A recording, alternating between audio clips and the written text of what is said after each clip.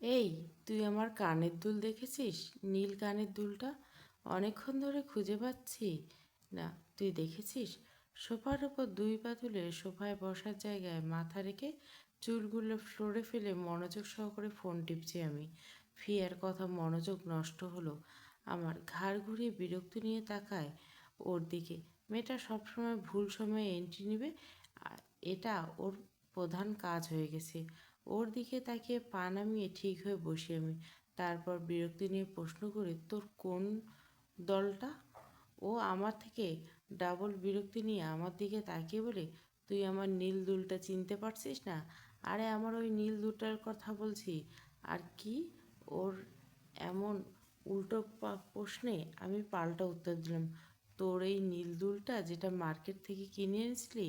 ফের সাথে সাথে বলে উঠলো, হ্যাঁ হ্যাঁ হ্যাঁ, ওটাই তুই দেখেছিস? আমি আবার বলি, বড় আকৃতির দুলটা যে ছিল ওটা না? ও আবার সাথে সাথে মাথা নেড়ে বলে, হ্যাঁ হ্যাঁ ওটাই। আমি বলি, ও আচ্ছা। নড়ে চড়ে বসে কনফিডেন্সের সাথে বলে উঠি, বড় বড় পাথরের গোলাকার রিংটা ছিল যে? হ্যাঁ, ওটার কথা বলছিস না তুই? ফিয়া এবার মহাখুশি, আমার দিকে তাকিয়ে ঠোঁট প্রসারিত করে হাসে, যার অর্থ অনাকাঙ্ক্ষিত জিনিসটা পাওয়ার আশায় আমার দিকে হাত বাড়িয়ে বলে, হ্যাঁ হ্যাঁ ওটাই তোর কাছে, দে আমাকে দুলটা। তারপর আমি আবার স্বাভাবিকভাবে বলে উঠি, তুই যে একদিন পড়েছিলি ওইটা? হ্যাঁ হ্যাঁ ওটাই। খুশি হয়ে ফিয়া আমি নড়ে চড়ে বসে ওর দিকে তাকিয়ে বলে উঠি, ওটা তো আমি দেখিনি, তুই অন্য কোথাও গিয়ে দেখ। ফিয়া বোকার মতো চোখ বড় বড় করে আমার দিকে তাকালো। কি বলবে ও নিজেই বুঝতে পারছে না। ওকে এভাবে বোকা বানানো নিজেই হয়তো ভাবিনি, তাই আমার দিকে তাকিয়েছে। তারপর রেগে কোমরে দু হাত দিয়ে বলে উঠে, তুই আমাকে এভাবে বোকা বানালি? তোর কাছে ছিল না তো আমাকে আগেই বলতে পারতি। এভাবে আমার সময় নষ্ট করলি কেন? ওর কথা শুনে দু হাত উপরে তুলে একটা হামি দিয়ে স্বাভাবিকভাবে বলে উঠি, তোর উল্টোপাল্টা প্রশ্নের উত্তর দিলাম আর কি। তুই আমাকে কানের দুলের সাথে পরিচয় না করে বলছিস দুল দেখেছিস কি না। তাই আমি তোকে প্রশ্ন করে শিওর হয়ে বলে দিলাম যে আমি দেখিনি। সিম্পল। তুই কি আমাকে বোকা পেয়েছিস? বলে প্রচণ্ড রেগে সোফার বালিশের কুশন আমার উপর ছুঁড়ে মারে ফিয়া। আমি ওর দিকে বিরক্ত নিয়ে তাকিয়ে বলি, ব্রেকআপ তোর সাথে আমার। যা, ভাগ এখান থেকে। ব্রেকআপ? কনফিউজ এখানে। ব্রেকআপ কোথা থেকে আসলো রে? আর তোর সাথে আমার ভালোবাসা কবে ছিল যে ব্রেকআপ হবে? ফিয়া তীক্ষ্ণ দৃষ্টিতে ওর দিকে তাকিয়ে বলে উঠি, কেন? তুই যে বলছিস যে ভালোবাসার মানুষ রাগ করলে, ঝগড়া করলে বা মারামারি করলে নাকি তাদের সাথে ব্রেকআপ করা হয়। তো তোর সাথে ব্রেকআপ আমার। দাদি বলে পরিবারের সবাইকে ভালোবাসতে হয়। আর তুই আমার পরিবার, তাই তোকে আমি ভালোবাসি। আর তুই আমাকে মেরেছিস, তাই তোর সাথে আমার ব্রেকআপ। দেখ, আমি আগে শুধু দাদা দাদিকে ভালোবাসতাম, কিন্তু এখন তোকে, নিহা আপু, ফুপি ফুপাকে, আয়ন ভাইকে ভালোবাসি। তাই আমার পেটটাও কত বড় হয়ে গেছে। দেখ দেখ, আগে শুধু পেটের ভিতর দাদা দাদির ভালোবাসা থাকতো, এখন তোদের সবার ভালোবাসা আছে। তাই তোর সাথে ব্রেকআপ করে আমার পেট থেকে তোকে বের করে দিলাম। আমার পেটটা একটু ছোট হবে, বুঝেছিস? মানুষের বুকে থাকে, আর তোর বুঝি পেটের ভিতরে ভালোবাসা থাকে? কনফিউজ হয়ে ফিজা আমি স্বাভাবিকভাবে বলেটি, হ্যাঁ, আমার বুকটা ছোট, তাই সবার জায়গা নেয় না, এই জন্য পেটের ভিতর রাখি সবাইকে। তোকেও রেখেছিলাম, কিন্তু তুই আমাকে মেরেছিস, তাই তোকে বের করে দিছে। যা, ভাগ এখান থেকে। আর কেউ হু হু করে হেসে ওঠে। আমি পাশ ফিরে তাকিয়ে দেখলাম আয়ান ভাইয়া দাঁড়িয়ে দাঁড়িয়ে আমাদের সামনে। তারপর আস্তে আস্তে আমার সামনে এসে বলে, ফিয়া, তোর রুমে গিয়ে ভালো করে দেখ, হয়তো কোথাও, বলে আমার পাশে বসে পড়ে। আর ফিয়া রেগে মেগে নিজের রুমের দিকে হাঁটা ধরে। ভাইয়া হাসতে হাসতে বলে, তুমি আমাদের সবাইকে পেটের ভিতরে রাখলে, অথচ হৃদকে রাখলে না কেন? সে তো তোমার স্বামী হয় তাহলে। মুহূর্তে আমার মধ্যে বিষণ্ণতা ছেয়ে গেল। হৃদ নামটা শুনতে আমার মধ্যে এক জড়তা কাজ করা শুরু করে দিছে। আমি ভয়ে ভয়ে ভাইয়ার দিকে তাকিয়ে বলি, ওনাকে আমি ভালোবাসতে পারবো না, আর না ওনার আমার পেটের ভিতর রাখতে পারবো। যদি ওনাকে আমার পেটের ভিতর রাখে, তাহলে উনি আমার পেটের ভিতর থেকে ছুরি মারবে, আর বলবে, আমাকে বের কর, নয়তো তোর পেট আমি ফুটো করে দিব। তারপর আমাকে ওই ফুটো নিয়ে চলতে হবে। তখন আমাকে আর কেউ ভালোবাসবে না। আপনিও তো আর ভালোবাসবেন না আমাকে, তাই না? তাই উনি বাদ দিয়ে আয়ন মায়ের কথা শুনে স্তব্ধ হয়ে বসে আছে। মেয়েটা কি বুঝে না কখন কাকে কী বলতে হয়? এমনিতে মেয়েটার কথায় তার সামনে মানুষটা অস্থির ভোগায়। আর এখন তার কি ভালোবাসাও চাই? কিন্তু তার চাওয়াটা একরকম, আর আমার চাওয়াটা অন্যরকম। আচ্ছা, ওই চাওয়াটা কি খুব খারাপ? ওদের মাঝে কিন্তু হৃদ তো ওকে চায় না, আর না মায়া। তাহলে ক্ষতি কী আমার চাওয়াটার মধ্যে? আর না হৃদ আর মায়ের ফিলিংসের সম্পর্ক জানতে হবে। মায়ের ফিলিংস সম্পর্কে কিছু আসে যায় না, কিন্তু হৃদের মাঝে বিন্দুমাত্র ফিলিংস থাকে তাহলে আমি কখনোই মায়ের দিকে তাকাবো না। আর যদি না থাকে তাহলে আমি এই সম্পর্ক ঠিকই থাকতে দেব না, মায়াকে আমার করে নেব। এসব ভাবনা চিন্তার মধ্যে প্রশ্ন করে বসে আয়ান, তুমি কি হৃদকে ভালোবাসো? না। আমি। আয়ান, কেন? আমার অনেক ভয় লাগে ওনাকে, ওনার অনেক রাগ। আল্লাহ জানেন, আল্লাহ, আমি তো শেষ। আমি। বিচলিত কণ্ঠে আয়ান বলে ওঠে, তাহলে কি তোমাকে হৃদ কখনো গায়ে হাত তুলছে, বকেছে কখনো? আমি ডানে বায়ে মাথা নেড়ে না বোধক বুঝলাম। তারপর ওনাকে বলে ওঠে, না না, উনি আমাকে কখনো মেরেছে বা না বকেছে, কিন্তু প্রথম যেদিন এই বাড়িতে এসেছিলাম ওই দিন অনেক কথা শুনেছেন। এরপর আমি ওনার সামনে কখনো যাইনি, আর উনিও আমার সামনে কখনো আসেনি। আমি ওনাকে কখনো দেখিনি। অবাক করা দৃষ্টিতে আমার দিকে তাকিয়ে বলে ওঠেন, তুমি কখনো হৃদকে দেখোনি, কখনো ওর সাথে কথা বলেনি? আমি শুধু মাথা নাড়লাম, যার অর্থ না, আমি দেখিনি। আমার জবাব পাওয়ার সাথে সাথে আমার দিকে কতক্ষণ তাকিয়ে থেকে তারপর উপরের দিকে হাঁটা ধরলেন, কিছু না বলে। হয়তো ওনার জবাব পেয়ে গেছেন, তার জন্য এখানে থাকার প্রয়োজন বোধ করেনি। বিয়ে মানে আনন্দ, আর আনন্দ জিনিসটা আমার খুব আনন্দের। তাই আমার এই আনন্দ দ্বিগুণ করতে নিয়াপুর উর্ফি শ্বশুরবাড়ির মানুষ এসেছে। ওনার ফ্যামিলি সবার সাথে পরিচয় হতে বিয়ে বলে কথা। এখানে সবাই উপস্থিত, দাদা দাদি, ফুপু ফুপা, আয়ন ভাইয়া, নিয়া আপু, ফিয়া বসে সবার সাথে কথা বলছে। উনি নেই, কারণ উনি এসব ঝামেলায় নিজেকে জড়ায় না। আর আমি বিশাল ডাইনিং রুমে এক কোণায় ওদের থেকে দূরে দাঁড়িয়ে দাঁড়িয়ে সবাইকে পর্যবেক্ষণ করছি। নেহাপুর শ্বশুরবাড়ি থেকে এসেছেন। আপুর শ্বশুর শাশুড়ি নেহাপুর উর্ফি, সাথে রয়েছে দুটো ছেলে যাদের বয়স আয়ন ভাইয়ের বয়সে হবে। আরও রয়েছে দুজন স্বামী স্ত্রী, যারা নেহাপুর চাচা চাচি শাশুড়ি, আর বয়সে একটা মেয়ে আছে। সাথে দাদা শ্বশুর দাদি শাশুড়ি। সবাই মিলে গল্পে মেতে উঠছে। নেহা ফয়সাল ভাইকে, হবু হাজবেন্ডকে দেখে বারবার মিষ্টি করে আসছে যাচ্ছে, আর লজ্জায় লাল হয়ে যাচ্ছে। অবশ্য বিষয়টি কারো চোখে পড়ছে না, কিন্তু দূর থেকে আমি ঠিকই লক্ষ্য করছি তীক্ষ্ণ দৃষ্টিতে। আহা, এ বুঝি প্রেম লজ্জা? কিন্তু আয়ান ভাইয়া বারবার ঘাড় ঘুরিয়ে কাকে যেন খোঁজার চেষ্টা করছে। বিষয়টি আমি লক্ষ্য করতে দাদির দিকে তাকিয়ে বলে ওঠে, নানুজান, মায়া কোথায়? ওকে তো দেখছি না, কোথায়? দাদি বিচলিত হয়ে উত্তেজিত কণ্ঠে বলে, হ্যাঁ তো, আমার সোনামা কোথায়? আমার সোনামাকে তো আমি দেখছি না। ও, তোমার আমার সোনামাকে নিয়ে এসো।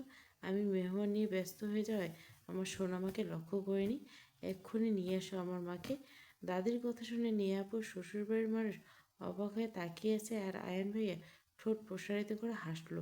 সার্ভেন এসে আমাকে ডাকতে আমি গুটি গুটি পায়ে তাদের দিকে এগোতে লাগলাম। ভয়ে চুপ করে রইলাম, কারণ নতুন মেহমান দেখলে আমার মুখ দিয়ে কোনো কথা বেরোয় না। আমি দাদির কাছে যেতে দাদি আমাকে এক হাতে জড়িয়ে ধরে কপালে একটা চুমু খেয়ে বলল, এতক্ষণ কোথায় ছিলিস সোনামা? আমি কিছু বললাম না, চুপ করে রইলাম। দাদি ব্যাপারটা বুঝে গেছে, তাই একটা মুচকি হাসি দিয়ে আমাকে হাতে জড়িয়ে রাখলো। তারপর সবার সাথে কথা বলতে লাগলো। তখন পাশ থেকে বৃদ্ধ মহিলাটা বলে ওঠেন, হে না, মেয়েটি কে হয় তোমার? দাদি কিছু বলতে যাবে, তখনই পাশ থেকে ফুপি বলে ওঠে, হৃদের মামাতো বোন হয়। আমার মা বাবার সাথে থাকে, আর আমার মা বাবা, আমরা ওকে খুব ভালোবাসি, তাই ওকে সোনামা বলে ডাকি। দাদি রাগীভাবে তাকায় ফুপুর দিকে, কিন্তু কিছু বলে না, আমাকে বুকের সাথে চেপে ধরে রাখে। তখন বৃদ্ধ মহিলাটা আবার বলে ওঠেন, হেনা, মেয়েটি ভারী মিষ্টি, আয় এদিকে আয়, আমার কাছে বস মা, আয়। আমি দাদির দিকে অসহায়ভাবে তাকাতে দাদি আমার মাথায় হাত বুলিয়ে ইশারা করে যেতে। আমি ওদের কাছে যেতে আমার নাম জিজ্ঞাসা করে আমি বাধ্যমের মতো বলি। তারপর আমাকে এটা সেটা প্রশ্ন করতে লাগলো। আমি সব এক এক করে বাধ্যমের মতো বলতে থেকে এক পর্যায়ে উনি বলে ওঠেন, হেনা, আমাকে কি তোমার সোনামাকে দিবে?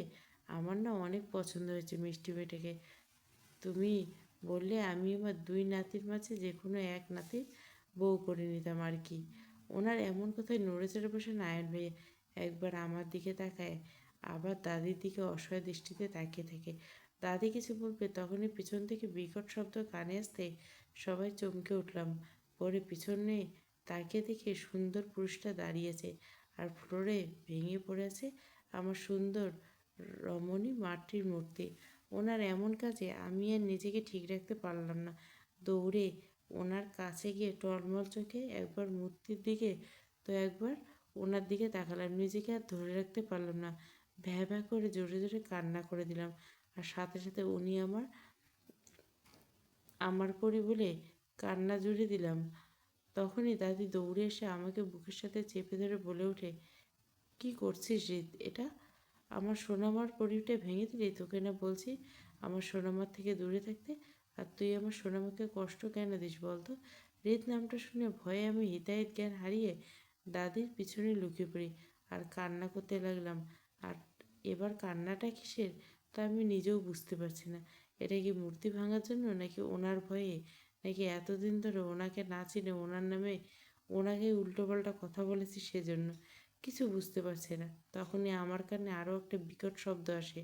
তখন দাদির পিছন থেকে উঁকি মেরে দেখি আমার আরও একটা মূর্তি ভেঙেছেন উনি। এবার আর আমি কিছু বলিনি, চুপ করে দাদির পিছনে লুকিয়ে পড়ি। ওনার এমন কাজে আমি আর নিজেকে ঠিক রাখতে পারলাম না। দৌড়ে গেলাম ওনার কাছে, টলমল চোখে একবার মূর্তিটাকে দেখলাম, তো অন্যবার লোকটাকে। কষ্টে বুক ভারী হয়ে আসায় নিজেকে ধরে রাখতে না পারে ভ্যা ভ্যা করে জোরে জোরে কান্না করে দিয়ে উঠি, আমার পরি বলে আরও জোরে কান্নায় ভেঙে পড়লাম। ঠিক তখনই দাদি দৌড়ে এসে আমাকে বুকের সাথে চেপে ধরে উদ্বিগ্ন করে বলে, কী করছিস রিত? আমার সোনামার পরিটা ভাঙলি?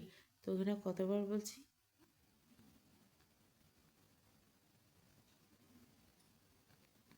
হৃদ প্রচণ্ড রেগে কন্ট্রোল হারিয়ে মায়ের দিকে তেড়ে আসতে নিলে আয়ন পদ আটকে বলে, কুল ডাউন হৃদ, কী হয়েছে তোর? এত হাইপার হচ্ছিস কেন? মায়া কী করেছে? ওর সাথে এত রাগাত দেখছিস? হৃদ প্লিজ এখানে সিনক্রেট করিস না। একটু আশেপাশে তাকিয়ে দেখ, বোঝার চেষ্টা কর, মেয়ের শ্বশুরবাড়ির মানুষজন আছে। রাগান্বিত হৃদ মায়ের থেকে চোখ ফিরিয়ে আয়নের দিকে তাকায় রাগে কটমট করে। এসব উগ্র পরিবেশ তার মাথায় আসে না, তবে এখানে ঝামেলা করতে চায় না। তৎক্ষণাৎ প্রস্থান করতে উদ্যত হলো উপরের দিকে। হাত দুটো তার মুষ্টিবদ্ধ করা, ফুরফুরে নিঃশ্বাসের শব্দে বোঝা যাচ্ছে সে নিজের রাগ কন্ট্রোল করতে চাইছে। উপস্থিত সবাই হৃদের চলে যাওয়ার দিকে করুণভাবে তাকিয়ে থাকলো কয়েক পলক। কী হলো কি না হলো কেউ কিছু বুঝতে পারলো না। হৃদ এই এলো ঘূর্ণিঝড়ের মতো তাণ্ডব করলো, সবাইকে ভয় দেখে চলে গেল। হৃদ কেন হঠাৎ রেগে গেলো তাও বুঝতে পারছে না। আর মায়া, সে তো তখনই জড়সড় অবস্থায় দাদির পিছনে লুকিয়ে হিচকি তুলে কান্না করে চলছে। আজ যেন মায়ের কষ্টটা একটু বেশি বেড়ে গেল। আর তার কারণ দুটো: এক, মায়া পরিটাকে হৃদ ভেঙেছে; দুই, মায়া হৃদকে তা না জেনেই তার সম্পর্কে উল্টোপাল্টা কথা বলেছে এতদিন। এখন হৃদ মায়াকে একা পেলে কী করবে সে ভয়ে কান্নাটা যেন আরও বেড়ে গেল। আয়ন এক পলক মায়ের দিকে তাকায়। মায়ের কান্না মিশ্রিত চোখ মুখ যেন তার ভিতরকার অস্বস্তি আরও বাড়িয়ে দিল।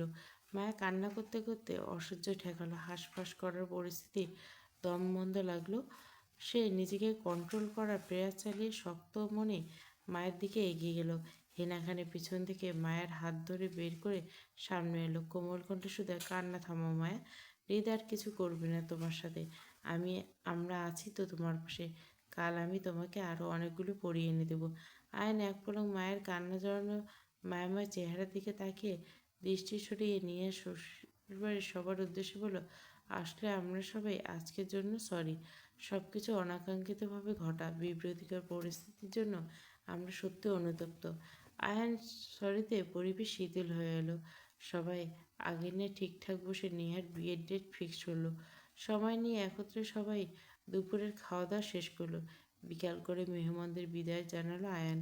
এই পুরোটা সময় আয়ান যথেষ্ট মায়ের খেয়াল রাখছে, মাঝে মাঝে এটা সেটা বলে হাসানোর চেষ্টা করছে।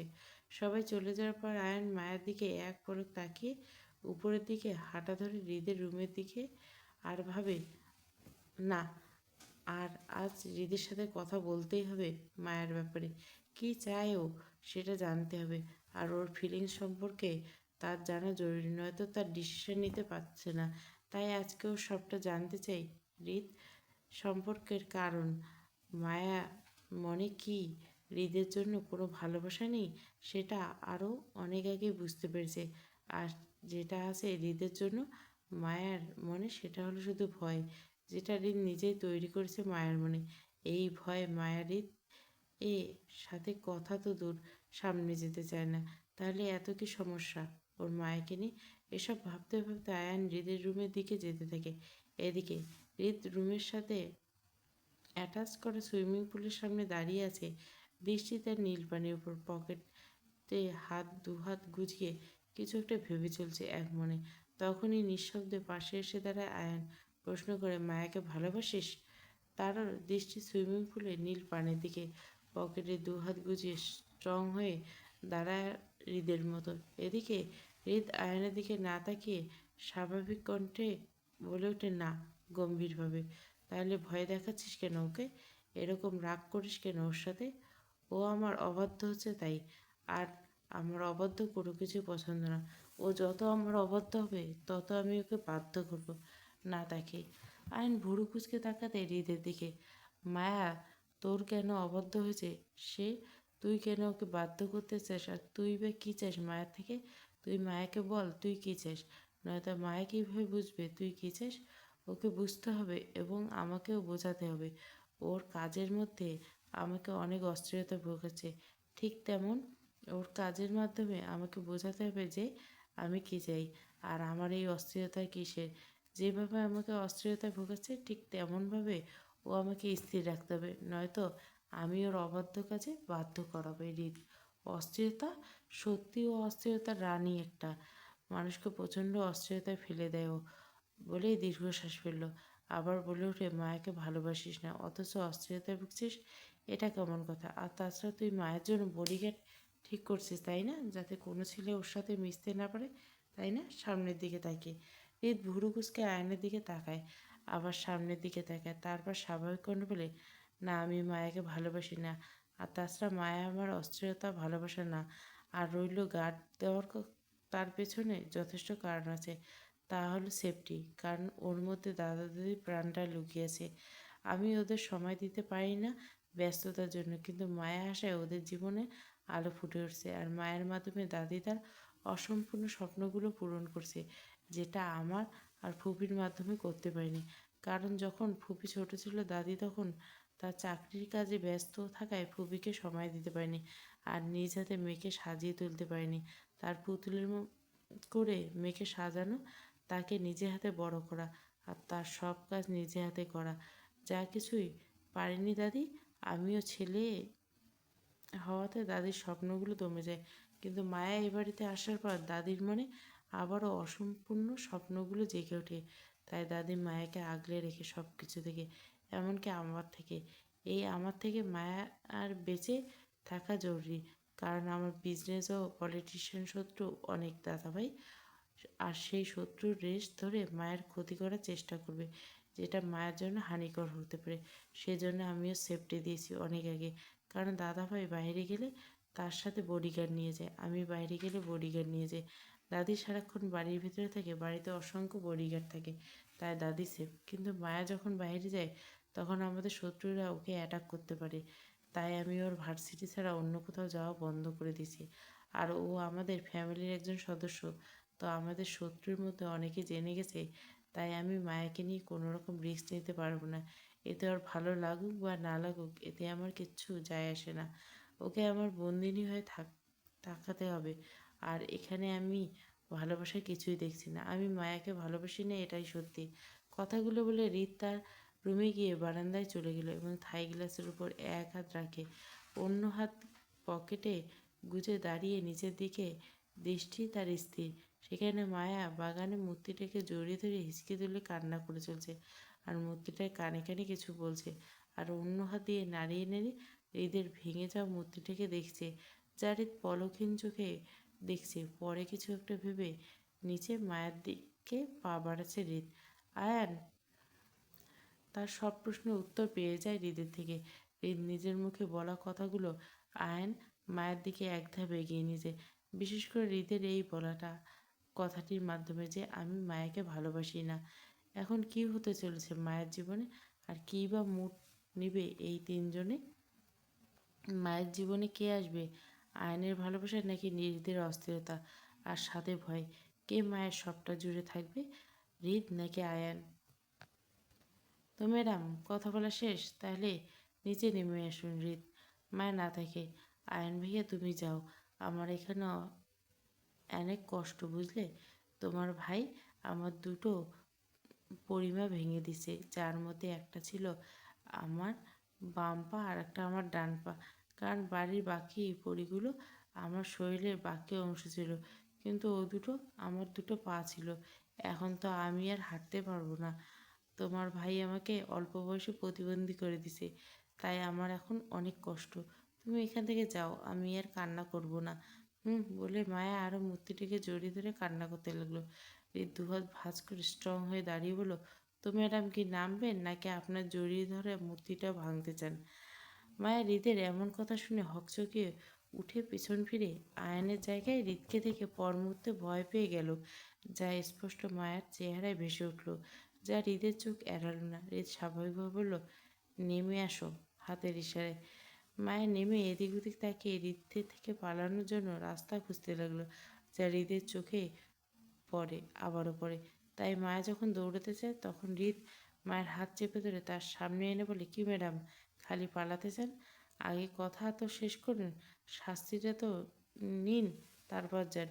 বলেই হাতের ইশারায় মায়াকে মূর্তিটার পায়ের কাছে বসতে বলে। মায়া ভয়ে মাথা নিচু করে বাথরুমের মতো বসে। তো ম্যাডাম কি করা যায় বলেন? মূর্তি তো যদি ম্যাডামকে ভেঙে দেয় তাহলে কেমন হবে বলেন তো ম্যাডাম? ভালো হবে না? হবে, আমিও তাই ভাবছি। কি দিব ম্যাডামকে ভেঙে? মায়া হৃদের দিকে অসহায় ফেস করে তাকিয়েছে, আবার এদিক ওদিক কাউকে খুঁজে চলছে এক মনে। কারণ এই মুহূর্তে যদি কেউ হৃদ নামক ভয়ানক শাস্তি থেকে ওকে বের করে তার আশায়, তখনই হৃদ আবার বলে ওঠে, কি ম্যাডাম এদিক ওদিক তাকাচ্ছেন কেন? আমাকে দেখুন, আমি তো এখানে। আর এখন থেকে আপনার কপাল আর আপনার সাথ দিবে না ম্যাডাম। আমি সেই সব পথ বন্ধ করে দিব ম্যাডাম, আপনার জন্য চিন্তা করবেন না। কিন্তু আমি আছি তো আপনাকে টেনশন দেওয়ার জন্য। মায়ের টলমল চোখে হৃদের উদ্দেশ্যে বলে ওঠে, আমি ইচ্ছে করে আসিনি আপনার সামনে, আর আমি ওসব কথাগুলো ইচ্ছে করে বলিনি। সব আমার ঠোঁটের দোষ। ওরা বলেছে আমি আমি কিছু করিনি, তাই আমাকে যেতে দিন। আমি আর কখনো আপনার সামনে আসবো না। আপনার সব কথা মানব আমি, আর আপনার অবাধ্য হব না। একদম সত্যি বলছি আমি। এই আমার ভাঙা মূর্তি দুটোর কসম খেয়ে বলছি। হৃদ আবারও বলে ওঠে, তো ম্যাডাম আপনি স্থির হয়ে বসে থাকবেন অন্যকে অস্থির করে? তা কী করে হতে দেয় বলুন তো? বা ফ্যালফ্যাল করে হৃদের দিকে তাকিয়েছে, বুঝতে চাইছে হৃদ কী বলতে চাইছে দেখে। তাই বুঝতে না পারে হৃদকে উদ্দেশ্য করে বলল, আমি ইচ্ছে করে বাজে কথাগুলো আপনাকে বলিনি, আর এমন হবে না। এখন তো আপনাকে চিনি, তাই আপনার সাথে আর বলবো না। হৃদ ভুরু কুঁচকে তাকিয়ে মায়াকে বলে, তাই বুঝি ম্যাডাম, আমাকে বলবেন না, কিন্তু বাকি সবাইকে কি বলবেন ম্যাডাম? মায়া মাথা নাড়ায়, যার অর্থ হ্যাঁ, সে সবাইকে বলবে। হৃদ নিঃশব্দে হাসে মায়ের কথা শুনে, যা মায়ের মাথা নিচু করে রাখার জন্য চোখে পড়ল না হাসিটা। পরে আবার বলে, তো ম্যাডাম কী যেন বলেছিলেন? আমায় গার্লফ্রেন্ড, মুক্তি দিবেন, স্বাধীনতা, আমাকে প্রমোশন দিবেন। আর হ্যাঁ, আমার প্রমোশন দরকার বুঝলেন ম্যাডাম, তবে প্রফেশনাল নয়, পার্সোনাল। শুধু আপনার কাছ থেকে ম্যাডাম। কি দিবেন না ম্যাডাম? না দিলে সমস্যা নেই, আমি নিজেই নিয়ে নেব। আর কি যেন চাই আপনার ম্যাডাম? ও হ্যাঁ, মনে পড়ছে, আপনার বিদ্যুৎ চুমু, তাই তো? কি খাবো আপনাকে বিদ্যুৎ চুমু? তীক্ষ্ণ দৃষ্টিতে মায়ের দিকে তাকিয়ে, ম্যাডাম বুঝিয়েন, আমার কিন্তু অল্পতে মন ভরে না ম্যাডাম, সব কিছু একটু বেশি বেশি লাগে আমার। আর আপনার ব্যাপারে তো আরও বেশি লাগে। তো কী করা যায় বলুন তো ম্যাডাম? কি খেয়ে নেই আপনার বিদ্যুৎ চুমু, বলে মায়ের দিকে এগোতে থাকে। মায়ের হৃদের এগিয়ে আসা থেকে ভয়ে কোনো কিছু বিবেচনা না করে ভো দৌড়ে পালিয়ে যায়। হৃদ মায়ের কাজে নিঃস্ব হাসে, পকেটে হাত গুজিয়ে বলে ওঠে, ম্যাডাম পালিয়ে যাবেন কোথায়? যাহা চাহিবেন তাহাই পাইবেন আমায়। সবে তো শুরু ম্যাডাম। বিয়ে মানে শপিং শপিং, এটা ওটা কিনা, এটা ভালো লাগবে নাকি ওটা ভালো লাগবে ইত্যাদি ইত্যাদি আরও অনেক কিছু। কিন্তু এসবের কিছুর মধ্যে নেই। আমার জন্য সব কিছু দাদি কিনবে বলে দিয়েছে, তাই আমার কোনো টেনশন নেই। নিহাপুর এনগেজমেন্ট ডেট ফিক্সড হয়েছে 3 দিন পর, তাই সবাই শপিং নিয়ে মহাব্যস্ত। আর এই ব্যস্ততার মধ্যে যদি কেউ আমাকে সময় দিয়ে থাকে সে হলো আয়ান ভাইয়া। আমার সব কিছু খেয়াল রেখে আর আমার ভিলেন স্বামী থেকে আমাকে লক্ষ্য করে, যা আমাকে চরম সুখ দেয়। হা হা, এই জন্য আমার আয়ান ভাইকে অনেক ভালো লাগে। কি উঠবে, সবাই শপিং করতে যাচ্ছি আমরা 3টি গাড়ি নিয়ে, কিন্তু বিপত্তি ঘটলো আমাকে নিয়ে। আমি কোথায় বসবো সেটা নিয়ে আয়ান ভাইয়া বলেছে আমি, নিহাবু, ফিয়া আর আয়ান ভাইয়া এক গাড়িতে যেতে আর বড়রা অন্য গাড়িতে। কিন্তু দাদি আমাকে সেটা মানা, দাদির কথা মতো আমার সোনামা আমার সাথে বসবে। তাই আয়ান ভাইয়া বাধ্য হয়ে আমাদের গাড়িতে আসেন, যেটাতে দাদা দাদি আর আমি পিছনে বসে আছি তাদের মাঝে। আর আয়ান ভাইয়া বসেছেন মানে ড্রাইভারের সাথে, বাকিরা বসেছে অন্য গাড়িতে, পরেরটাতে রয়েছে বডিগার্ডরা। সবার গন্তব্য শপিং মলে। আমরা সবাই মিলে যাচ্ছি, কিন্তু উনি যাচ্ছেন না আমাদের সাথে। ওনার নাকি এসব ঝামেলা মনে হয়। ওনার এমন ডিসিশনে আমি মহা খুশি, কারণ ওনার শাস্তি নামক প্যারা থেকে বেঁচে যাব ভাবতে সুখ সুখ লাগছে। শপিং মলে বিশাল ডিজাইনের এক্সক্লুসিভ দোকানে ঢুকি, যেখানে সব ধরনের design, sari, lehenga, 3 piece, top, jeans, জুতা, কসমেটিক রয়েছে। সাথে সাজেস্ট করানোর জন্য 2টো প্রফেশনাল ডিজাইনার রয়েছে। আমাদের সবাই যার যার মতো ব্যস্ত পড়েন ড্রেস সিলেক্টেড করতে, কিন্তু আমার তা নিয়ে বিন্দুমাত্র মাথা ব্যথা নেই, কারণ দাদি আছে আমার জন্য। আমি চুপ করে দাদির পাশে বসে সবাইকে পর্যবেক্ষণ করি। দাদি আমার জন্য কী কী কিনবেন আমি কিছু জানি না, তবে এটা সেটা বারবার আমার উপর রেখে ধরে ধরে দেখছেন দাদি। নিহাপুকে ড্রেস নিয়ে দাদির কোনো মাথা ব্যথা নেই, আমাকে নিয়ে যত মাথা ব্যথা তার। দাদির ধারণা সবার থেকে সোনামাকে সুন্দর লাগতে হবে। আমি অসহায়ের মতো বসে আছি দাদির পাশে, তখনই পাশ থেকে আমার হাত চেপে ধরে কেউ নিয়ে যেতে লাগলো। আকস্মিক ঘটনায় আমি ভয় পেয়ে গেলাম। ঘুরিয়ে তাকাতে চোখ পড়ল আয়ান ভাইয়ের দিকে। তিনি আমাকে কোথায় নিয়ে যাচ্ছেন তা প্রশ্ন করার আগে দাদির কণ্ঠ কানে আসলো। দাদি আয়ান ভাইকে চিল্লিয়ে বলল, এই তুই ওকে কোথায় নিয়ে যাচ্ছিস, দিয়ে যা ওকে আমার কাছে বলছি। দাদির কথায় ভাবান্তর হল না আয়ান ভাই। উনি আমাকে নিয়ে যেতে যেতে স্বাভাবিক কণ্ঠে বলল, নানুমা ওকে একটু বড় হতে দাও, আমার জন্য হলো। আর তোমার সোনামাকে আমি কিছু করব না, আগলে রাখবো। এখন আর ডিস্টার্ব করো না প্লিজ, তুমি তোমার কাজ করো, আমি ওকে নিয়ে যাচ্ছি বলে আয়ান ভাই আমাকে নিয়ে যেতে লাগলো। আর আমি পিছন ফিরে তাকিয়ে দেখি দাদা দাদি দুজনে হাঁ করে তাকিয়েছে। আর উনি আমাকে মলের একপাশে একটা পুতুলের কাছে দাঁড় করিয়ে দেয়। তারপর মনোযোগ সহকারে একবার আমার দিকে আর একবার পুতুলের দিকে খুঁটিয়ে খুঁটিয়ে দেখছেন। পরে মিষ্টি হেসে বলে ওঠেন, পারফেক্ট বলে হাতের ইশারায় কিছু বললেন দোকানদারকে। আমি অসহায়ের মতো চেয়ে আছি ওনার দিকে, কী করছি কিছুই বুঝতে পারছি না আমি। পরে আয়ন ভাইয়া আমাকে অন্য সাইডে নিয়ে যায়, যেখানে কসমেটিক, জুতো। তিনি এটা সেটা আমার উপর ধরে ধরে দেখতে লাগলেন। পরে সিম্পল এবং খুব সুন্দর পাথরের মধ্যে গলার সাথে মাথা টিকলি কিনে করে, সবুজের মধ্যে হাতে চুড়ি কিনে। কিন্তু আমার মাথায় কিছুই ঢুকছে না, শুধু অসহায় ফেস করে তাকিয়েছি। তখনই উনি বললেন, মায়া আমি লাইফে ফার্স্ট টাইম কারোর জন্য কিছু নিজ হাতে কিনলাম, কারণ আজ পর্যন্ত নিজের জন্য আমি কিছু কিনেছি কিনা সন্দেহ, কারণ আমার সব কাজে বিয়ে করে দেয়। কিন্তু আজ নিজের কাছে এত সুখ লাগছে যে নিজের প্রিয় মানুষটিকে নিজের রঙে সাজাবো। লাইফে ফার্স্ট টাইম আমি এতটা সুখ অনুভব করতে পারছি মায়া, বলে পলকহীনভাবে তাকিয়ে আমার মাথায় হাত বুলিয়ে দেয়। তারপর মিষ্টি এসে আমাকে কিছু বলতে না দিয়ে এক হাতে ওনার কেনা ব্যাগগুলো নিয়ে আর অন্য হাতে আমার হাত চেপে ধরে যেতে লাগলো দাদির কাছে। আমাকে দেখে দাদি যেন নিজের প্রাণ ফিরে পেয়েছে, এমনভাবে আমাকে নিজের সাথে আলিঙ্গন করে যেন আয়ান ভাইয়া বলেই উঠেন, কোথায় নিয়ে গেছিলি ওকে তুই আয়ান? আয়ান ভাইয়া স্বাভাবিকভাবে বলে উঠে, আমার রঙে সাজাবো বলে নিয়ে গেছিলাম, আমার কাজ শেষ তাই দিয়ে গেলাম, বলে হন হন করে চলে গেলেন এখান থেকে।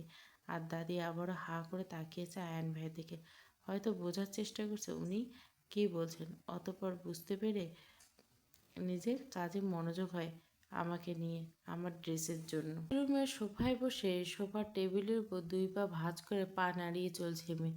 আমার মাথায় সোফায় খেলিয়ে দিয়ে চোখের উপর এক হাত রেখে কিছু একটা চিন্তা করে চলছি আমি।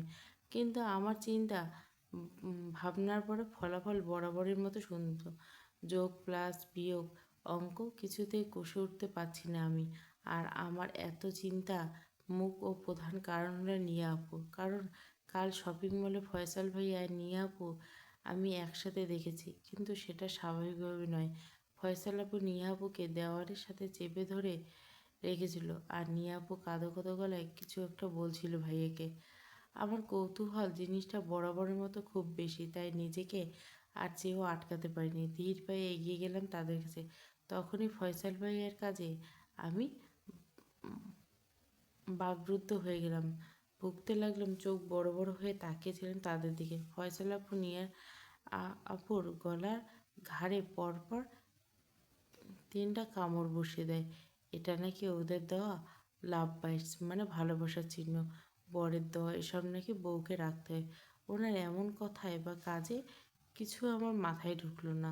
তাই আমার এত চিন্তা দূর করতে সোফা ছেড়ে উঠে দাঁড়িয়ে আর সাথে সাথে পাড়ি জমালাম ড্রয়িং রুমের দিকে। উদ্দেশ্য লাইভ বার্ড সম্পর্কে জানতে হবে নেহা আপুর থেকে। সিঁড়ির উপরে ড্রয়িং রুমে চোখ বুলিয়ে নেহা আপুকে খুঁজতে লাগলাম। অবশেষে পেয়েও গেলাম। সবার সাথে ডাইনিংয়ে বসে খাচ্ছে। খুশিতে আপুর আশেপাশে কে আছে তা দেখার প্রয়োজন বোধ মনে করিনি আমি। তাই দৌড়ে গিয়ে আপুর পাশে চেয়ারটাতে বসে পড়লাম আর সাথে সাথে বলতে শুরু করলাম, আচ্ছা আপু, লাইভ বার্ড কি? আমার এমন আকস্মিক ঘটনায় সবাই ড্যাব ড্যাব করে আমাকে দেখছে।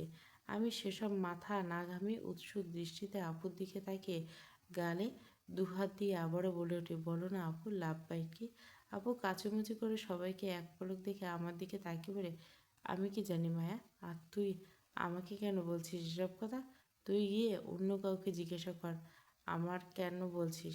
আমি স্বতঃস্ফূর্ত গলায় বলে উঠি, তুমি জানো ভাইয়া তোমাকে বলেছে, আমি দেখেছি কাল শপিং মলে তোমার গলায় ঘাড়ে ভাইয়ে কামড় দিয়েছিল, আর বলেছে এটা নাকি লাভ বাইট, ভালোবাসার চিহ্ন, বরের দেওয়া চিহ্ন নাকি বউদের রাখতে হয়। আর এখন তুমি আমাদেরকে বলছো তুমি জানো না? একদম মিথ্যে বলবে না আমাকে। আমার এমন কথায় আপুর মুহূর্তে যক্ষা নামক রোগে আক্রান্ত হয়ে পড়ল। যেমন যে রোগের সার্টিফিকেট আজকে নিয়ে নেবেন, ডাক্তারের থেকে কোনো থামাথামি নেই। তখনই পাশ থেকে ফিয়ে পড়ল, ফয়সাল ভাইয়া কাল কী করে শপিং মলে আসবে? আমরা তো কেউ দেখিনি। তুই দেখলি কী করে? ভুরু কুচকে ফিয়ার এমন কথা আমি বিরক্তি নেই বলে চোখ দিয়ে দেখেছি। তারপর আবার আপুর দিকে কৌতূহল চোখে তাকিয়ে বলি, আপু লাইভ বাইটটাও তো বুঝলাম, মানে কামড় দেওয়া বা চিহ্ন দেওয়া যেটা তোমার গলায় আছে, কিন্তু লাভ বাইট মানে ভালোবাসাটা কোথায় সেটাই তো দেখতে পাচ্ছি না কেন? এ আপু, ভাইয়াকে তোমার সাথে চিটিং করছে, মানে তোমাকে কামড় দিয়ে ভালোবাসা না দিয়ে চলে গেল। এখন কি তোমাকে ভাইয়া নামক ইঞ্জেকশন নিতে হবে এই কামড় থেকে বাঁচানোর জন্য? আমার এমন কথা সবাই হো হো করে হাসলো। দাদা দাদি স্বাভাবিকভাবে মুচকি হাসলে, যেমন আমার দ্বারা এমন কথা অপ্রত্যাশিত কিছু না। আর নিয়া আপু লজ্জায় লাল হয়ে গেল মুহূর্তে। আমিও দমে যাবার পাত্রী নেই, আমার লাভ বাইট চাই যে। আবার আপুকে বলে উঠি, বলো না আপু। তখনই আবারও ফিরে বলে উঠি, না, আপুকে কোনো ভাইয়া নামক ইঞ্জেকশন নিতে হবে না, তবে বর না বা একটু আধটু কামড় খেয়েই থাকে বউ নামক মানুষটির কাছে, তাই না রে আপু? ফিয়ার কথা আমি বলে উঠি, তাহলে আমিও লাভ বাইট খাবো, আমারও চাই, আমারও বর আছে। আমার কথায় সবাই অদ্ভুত ভয়ে ভয়ে নজরে আমার পাশের চেয়ারটাতে তাকায়, কিন্তু আমি তাদের দিকে তাকানোর মানে বুঝলাম না। তাই ঘাড় ঘুরিয়ে আমার পাশের চেয়ারটাতে তাকিয়ে দেখি উনি বসে আছেন, মানে সেখানে আমার গুণধর স্বামী বসে বসে শান্তিমতো অন্ন নিবারণ করছেন। এমনভাবে চামচ নাড়িয়ে নাড়িয়ে শান্তভাবে খাচ্ছেন যেন এখানে কোনো কিছুই হচ্ছে না, আর না কোনো কথা। ওনার আশপাশ দিয়ে কেউ নেই, এমনভাবে মনোযোগ দিয়ে খাবার খাচ্ছেন। কিন্তু ওনার এই মুহূর্ত আমার মনে করলো না, অনেক খুশি হলাম আমি। কারণ এই আশায় যে আমি এখন আমার লাভ বাইট পাবো, তাই কথায় আছে না যে বাচ্চারা যখন কোনো কিছু পাওয়ার জন্য তীব্র আগ্রহ প্রকাশ করে আর তা পাওয়ার পর্যন্ত কোনো কিছু মানতে চায় না, হোক সেটা যত ভয়ানক না কেন, আর সেটাই চাই। আমার ক্ষেত্রে তাই লাভ বাই পাওয়ার আসে এই মুহূর্তে সকল ভয় ভুলে গেলাম আমি। আমি ওনার দিকে গোল গোল চোখে তাকালাম। ওনার দৃষ্টি ছিল স্থির খাবার ওপর। আমার আবারও আমার ধ্যান ভঙ্গ করে আয়ান ভাইয়া আমার সামনে চেয়ার থেকে বলে ওঠে, মায়া, তুমি যখন বড় হবে তখন ঠিক সময়ে ঠিক ব্যক্তির কাছ থেকে তোমার লাভ বাইট পেয়ে যাবে। এখন তুমি ছোট, বড় হও, তারপর সব কিছু ঠিক আছে। আয়ান ভাই এমন কথায় আহত হলাম আমি। আমার আমাকে ওনার ছোট মনে হয়? আমার বয়স 18+, আর আমার হাত পা কত বড় হয়ে গেছে তার কোনো ধারণা আছে? আর তার আজব একটা লাভ বাইট খাবো তাতে আপত্তি সবার, কিন্তু আমি এসব কিছু মানি না। আমার চাই মানে চাই। তাই আমি কাউকে কিছু না বলতে দিয়ে ঝাঁপিয়ে পড়লাম ওনার উপর। আমার এমন আকস্মিক হামলায় উনি সাথে সাথে হকচকে উঠলেন এবং ওনার এক হাত দিয়ে আমার কোমর জড়িয়ে দিলেন, আর আমি ওনার কোলে বসে এক হাত দিয়ে চুল আঁকড়ে ধরে অন্য হাত দিয়ে ওনার ঘাড় চেপে ধরে গলায় মুখ গুজিয়ে কামড় বসিয়ে দিলাম জোরে। উনি সাথে সাথে আর শব্দ করে আমাকে নিজের সাথে আরও চেপে ধরে কাছে টেনে নেন। আমি সুযোগ পেয়ে পরপর 3টা কামড় বসাই ওনার গালে। আমার প্রথম কারে শব্দ করলে পরের দুটোতে তিনি শান্তভাবে বসেছিলেন আমাকে চেপে ধরে। আ- আমি কামড় দিয়ে মনে সুখে ওনার কোলে বসে ঘাড় ঘুরে সামনের দিকে তাকিয়ে দেখি সবাই তাকিয়েছে আমার দিকে, ড্যাব ড্যাব তাকিয়েছে ভয় ভয় নজরে। আমি তাদের এই তাকানোর মানে বুঝতে পারলাম না, তাই জিজ্ঞাসা দৃষ্টিতে আমিও তাকিয়ে থাকলাম তাদের দিকে। তখনই পাশ থেকে ফিয়াবো বলে, মায়ু বেবি তো গ্যা কামছে, এখন তোর কী হবে রে ভাই, তোকে তো মেরেই ফেলবে, আল্লাহ তো সহায় হোক, আমিন। ফিয়ার কথায় কিছু বুঝতে না পারলেও দাদির কথায় আমি বুঝতে পারলাম যে আমি এতক্ষণে কী করছি। দাদি যখন ওনাকে উদ্দেশ্য করে, রিত দেখ, মায়া ছোট মানুষ, বাচ্চামো করে ফেলেছে, তুই ওকে কিছু করিস না প্লিজ, ও এমন করবে না, আমি ওকে বোঝাবো। মায়া, তুই আমার কাছে আয় তাড়াতাড়ি। দাদির এমন কথায় আমার মনের ভিতরে একরাশ ভয় কাজ করে শুরু করে দেয়।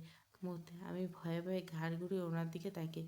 উনি আগে নেয় আমার দিকে শান্ত দৃষ্টিতে তাকিয়েছে, আমার কোমর জড়িয়ে ধরে রেখে। আমি নিজেকে ওনার কোলে ঘাপটি মেরে বসে থাকতে দেখে কাঁদো কাঁদো হয়ে আর ভয়ে চিৎকার করে দৌড়ে আয়ন ভাইয়ের পিছনে লুকিয়ে পড়লাম।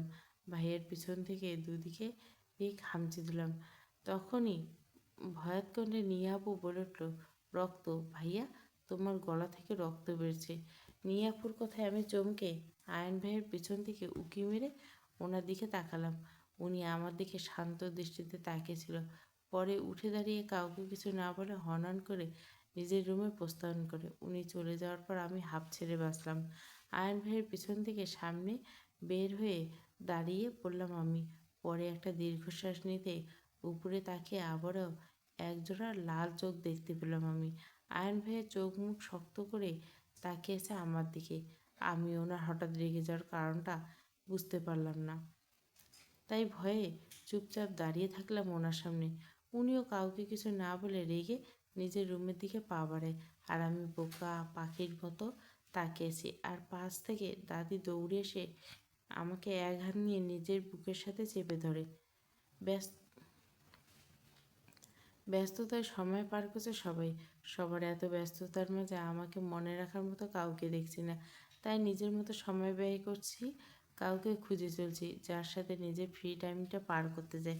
কিন্তু আফসোস, এখনও পর্যন্ত আমি আমার কাজে সফল হতে পারিনি, কারণ যার কাছেই যাই না কেন সে আমাকে এটা সেটা বুঝিয়ে পাঠিয়ে দেয়, আর সাথে সাথে বলে, মায়া, চুপচাপ গিয়ে এক জায়গায় বসে থাকো, হাতে অনেক কাজ, এখন ডিস্টার্ব করিস না। সবার এমন কথা শুনে আমি ক্ষুণ্ণ হলাম ভীষণ। তাই আমি সারা বাড়িতে ঘুরঘুর করে পেরেছি। নিয়াপুর আর এনগেজমেন্ট, তাই সবাই এত ব্যস্ত। আপুর এনগেজমেন্ট পার্টিতে বাড়িতে করা হয়েছে, কারণ দাদাজানের বাড়িটা বড় আর রাজকীয় হয়। সবাই সিদ্ধান্ত নেয় পুরো বাড়িতে চলছে ডেকোরেশন ধুম করে। এক একজন এক এক কাজে ব্যস্ত, ফুল লাগাচ্ছে, তো আবার কয়েকজন লাইটিংয়ের কাজ করছে, আবার কয়েকজন ফার্নিচার ঠিক করছে মেহমান বসার জন্য। বাবুর্চি তাদের দলবল নিয়ে আসছে। তাদের কাজ বাহিরের দাদা যারা ফুপা তাদের সাথে পর্যবেক্ষণ করে চলছে।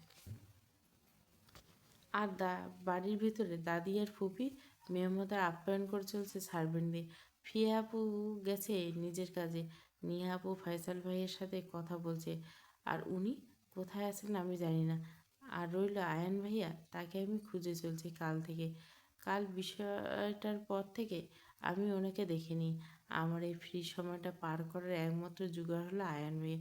তাই আমি ওনাকে মনে মনে বাতি লাগিয়ে খুঁজে চলছি সারা বাড়ি। অবশেষে আমার আফসোসের কৌটাটা পাশে ফেলে দৌড় দিলাম ভাইয়ার উদ্দেশ্যে, যেখানে উনি কাজের লোকজনকে দেখিয়ে দিচ্ছে কীভাবে ফুল লাগাতে হয়। আয়ন ভাইয়া বলে ডাক দিতে উনি চমকে পিছন ফিরে তাকায় আমার দিকে। আমি অপ্রত্যাশিত ব্যক্তি বলে তিনি আমার দিকে এক দৃষ্টিতে তাকিয়ে রইলেন। আমি ওনার তাকানো দেখে মিষ্টি হেসে বললাম, ভাইয়া আমাকে নিবা তোমার সাথে কাজে? আমিও কাজ করব তোমার সাথে। সবাই ব্যস্ত যার যার কাছে, তাই আমি আজ তোমার সাথে থাকতে চাই, নিবা আমাকে প্লিজ প্লিজ। ঠোঁট উল্টে অসহায় ফেস করে আয়ন ভাইয়া আমার কথা শুনে সামনে তাকিয়ে বলে রে, মায়ের ভেতরে যাও, তোমার কোনো কাজ করতে হবে না, আমাকে আমার মতো থাকতে দাও, যাও প্লিজ। আমি ওনার সামনে গিয়ে বলি, সবাই এত এত কাজ করছে আর তুমি আমাকে বেকার কমিটির প্রধান সভাপতি বানিয়ে দিছো ভাইয়া। আমি কাজ না করলে তো কী করব বলো? কেউ আমার সাথে কথা বলছে না, না তো তুমি চলো আমার সাথে, তোমাকে কাজ করতে হবে। আমি যদি বেকার কমিটির প্রধান অতিথি, তাহলে তুমি হবে বেকার কমিটির বিশেষ অতিথি। দুজনে বেকার ভালো হবে না? খুশি হয়। উনি আমার দিকে দৃষ্টি স্থির করে বলল, আমি তোমার সাথে কোথাও যাব না, আর না কিছু হতে চাই। তুমি তো তোমার মতো ওই মনমানি চলো, তাহলে আমার প্রয়োজন কেন?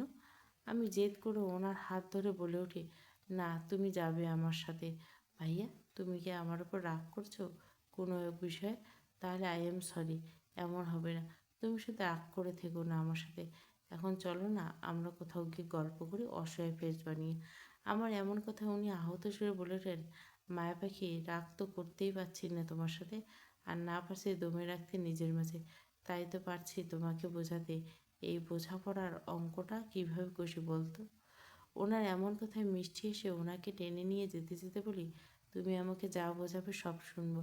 কেউ কিছু আমাকে বোঝালে আমি তা বুঝি, তুমি আমাকে যা বোঝাবে আমি তাই বুঝবো। জানো তো আমার মাথায় কত বুদ্ধি আছে, আমি নিমেষে সব কিছু বুঝে যাই দাদি বলে। তাই তোমার বোঝাপড়াটা বৃথা যাবে না, আর না কষতে হবে তোমার অঙ্ক বলে ওনাকে নিয়ে বাগানের মধ্যে চেয়ারে বসে গল্প জুড়ে দিলাম। উনি আমার দিকে শান্ত দৃষ্টিতে তাকিয়ে থেকে আমাদের সাথে গল্পে মেতে উঠলেন। সাজুগুজুর পর্বটা আমার জন্য বরাবর বিরক্তিকর কাজ, আর এই বিরক্তিকর কাজটা করে চলছে দাদি। দাদি আমাকে দীর্ঘ 1 ঘন্টা যাবৎ সাজিয়ে চলছে নিয়া আপুর এনগেজমেন্টের জন্য। পার্লার থেকে মেয়েরা আসলে আমাকে তাদের কাছে সাজতে মানা করেছেন আয়ান ভাইয়ের দাদি, কিন্তু বাকিরা সবাই পার্লার থেকে সাজবে। তাই দাদিও চায় না আমাকে অন্য কেউ সাজাক। তাই এই মহাবিরক্তিকর কাজটা দাদি করে চলছে আমার সাথে। কিছুক্ষণ পর আপুর এনগেজমেন্ট শুরু হবে। দাদি আমাকে গ্রিন কালার একটা হেভি ভারী এবং লং লেয়ার এর মধ্যে একটা লেহেঙ্গা পরে দিছে। লেহেঙ্গাটা চোখ জড়ানোর মতো সুন্দর, তবে অনেক বেশি ভারী, নিচ দিয়ে অনেক বেশি ফোলা, যার কারণে আমার এটা পরে থাকতে সমস্যা হচ্ছে অনেক। পুরনো লেহেঙ্গাটা নিচে দিয়ে গোল্ডেন পাথরের চিটচিটা কাজ করা ওড়নার মাধ্যমে লেহেঙ্গার কামড়ে ফিতায় ডান পাশে বড় বড় ঝুমকো রয়েছে অনেকগুলো, আর উপরের কুর্তিটা কোমর পর্যন্ত টানা। দাদি আমাকে 2 হাত বাড়তি সবুজের কাচের চুড়ি পরিয়েছেন, সাথে দুপাশে বড় বড় মোটা কাংনা, গলায় কানে সবুজ পাথরের মধ্যে সেট পরেছেন, আর চুলগুলো ছেড়ে দিয়ে মাথায় মাঝ বরাবর সিধা করে খুব সুন্দর সবুজ পাথরের মধ্যে একটা টিকলি পরিয়ে দেন আমাকে। পরে চোখে গাঢ় কাজল আর ঠোঁটে পিঙ্ক কালারের লিপস্টিক দিয়ে কপালে একটা ছোট্ট সাদা পাথরের টিপু দিয়ে আমার দিকে দাদি কিছুক্ষণ তাকিয়ে থেকে কপালে একটা চুমু খেতে বলে, অনেক সুন্দর লাগছে আমার সোনামাকে। ছেলেটার পছন্দ আছে বলতে হবে, তোকে অনেক মানিয়েছে এই ড্রেসটা। আমি দাদির দিকে জিজ্ঞাসা দৃষ্টিতে তাকাতে দাদি হেসে আমাকে কিছু বলতে না দিয়ে আমাকে নিয়ে বের হয়ে যায় পার্টির উদ্দেশ্যে। মাঝপথে এসে ফুপি দাদিকে ডাক দেয়। দাদি আমাকে দাঁড় করিয়ে চলে যায় ফুপির কাছে, আর আমি কিছুক্ষণ দাঁড়িয়ে থাকি। কিছু বুঝতে না পেরে সামনের দিকে হাঁটা ধরলাম ফিয়াকে খুঁজে। পরে কিছুটা সামনে এগোতে একটা লোক এসে তাড়াহুড়ো করে আমাকে একটা ফুলের ঝুড়ি ধরিয়ে দিয়ে বলল, এটা ছাদে স্টেজে দিয়ে আসতে হবে তাড়াতাড়ি। বলেই চলে গেল লোকটা। আমি অসহায়ের মতো কতক্ষণ যে ফুলের ঝুড়িটা নিয়ে হাঁটা ধরে ছাদের দিকে। কিন্তু লেহেঙ্গার কারণে আমার হাঁটতে সমস্যা হচ্ছে বলে এক হাত লেহেঙ্গাকে উঁচু করে ধরে অন্য হাতে ফুলের ঝুড়িটা নিয়ে হেঁটে চলছে আমি। ছাদে উঠে বুকে হাত দিয়ে স্থির নিঃশ্বাস ফেলে মুখে হাসি মুখে সামনের দিকে পা বাড়তে ধারণ করে নিচে পড়ে গেলাম আমি। সাথে ফুলের ঝুড়ি সবটা ফুল আমার কোলে, আর ঝুড়িটা পড়লো বাহিরে। আমি উদ্ভুত হয়ে পড়ার সাথে সাথে দুহাত গিয়ে পড়লো সামনে, আর সাথে সাথে আমার কয়েকটা চুড়ি ভেঙে হাতে ঢুকে গেল। আর আমার সব চুড়িগুলো এলোমেলোভাবে মুখের উপর পড়ায় আমি কিছু দেখতে পাচ্ছি না। আমার এই করুণ অবস্থায় আমি নিজেকে ঠিকমতো করতে না পেরে সোজা হয়ে দুপা ছড়িয়ে এলোমেলো হয়ে টলমল চোখে সবাইকে এক পলক দেখে নিজের কান্নায় মন দিব এমন সময় কোথা থেকে আয়ন ভাইয়া এসে আমার পাশে অস্থির গল্পতে বেশি ব্যথা পেয়েছে মায়া পাখি, পড়লি কীভাবে? আমি কাঁদো কাঁদো গলা বলি, নিজেই পড়েছি আমি এখান থেকে, আমার ভীষণ কষ্ট হচ্ছে। আমি একটু কাঁদি এখন টলমল চোখে। উনি আমার চোখ মুছে দিয়ে বলে, কাঁদে না পাখি, তুমি এখন কাঁদলে তোমার সুন্দর শ্বাসটা নষ্ট হবে, তখন তোমাকে ভীষণ বাজে দেখবে, আর তোমাকে বাজে দেখলে নানুমা আর আমি অনেক কষ্ট পাবো। তুমি কি চাও আমরা কষ্ট পাই? ওনার এমন কথায় আমি না বোধহয় মাথা নাড়ি, কিন্তু আমার তো কান্না পাচ্ছে, তাই এখন একটু কান্না করি, না হলে আমি কখন কান্না করবো বলো, কাঁদো কাঁদো হয়। উনি আমার দু হাত দেখতে দেখতে বলো, পরে কান্না করবে, যখন সবাই চলে যাবে আর পার্টি শেষ হয়ে যাবে তখন ঠিক, কিন্তু এখন করা যাবে না। পরে আমি যদি ভুলে যাই, আমি আর আমার কষ্টে কান্না করতে পারবো না। উনি মিষ্টি এসে আমাকে বলে, তাহলে আমি মনে করে দিব তোমাকে কান্না করার জন্য, ওকে? কিন্তু এখন কান্না করা যাবে না, সবাই তোমার জন্য অপেক্ষা করছে। তাহলে আমি আর কষ্টে কান্নাটা তুলে রাখছি এখন। তুমি কিন্তু আমাকে পরে মনে করিয়ে দিবে আমার এই কান্নার কথা, ঠিক আছে? প্রমিস করো। উনি হেসে আমাকে দাঁড় করে দিয়ে, ঠিক আছে প্রমিস, বলে আমার দু হাত দেখে ব্যান্ডেজ করে দিল। নিজের হাতে আবার আমাকে চুড়ি পরিয়ে দিল। তারপর কাতর দৃষ্টিতে তাকে বলল, আমার এই রঙটা তোমাকে এত মানাবে জানতাম না। আজ নিজের প্রিয় ও রঙের প্রিয় মানুষটাকে সাজাতে পেরে এক অদ্ভুত সুখ লাগছে মনে মনে। নিজেকে অনেক বেশি হ্যাপি লাগছে মায়া পাখি, যা তোমাকে বোঝাতে পারবো না। বুকে হাত দিয়ে, অস্থিরতা একটা রোগ বলা যায়। সাধারণ রোগে আক্রান্ত হলে মানুষ মেডিসিন নিয়ে ভালো থাকে, তবে মনের অস্থিরতা রোগে আক্রান্ত হলে কি মেডিসিন নিয়ে ভালো থাকা যায়?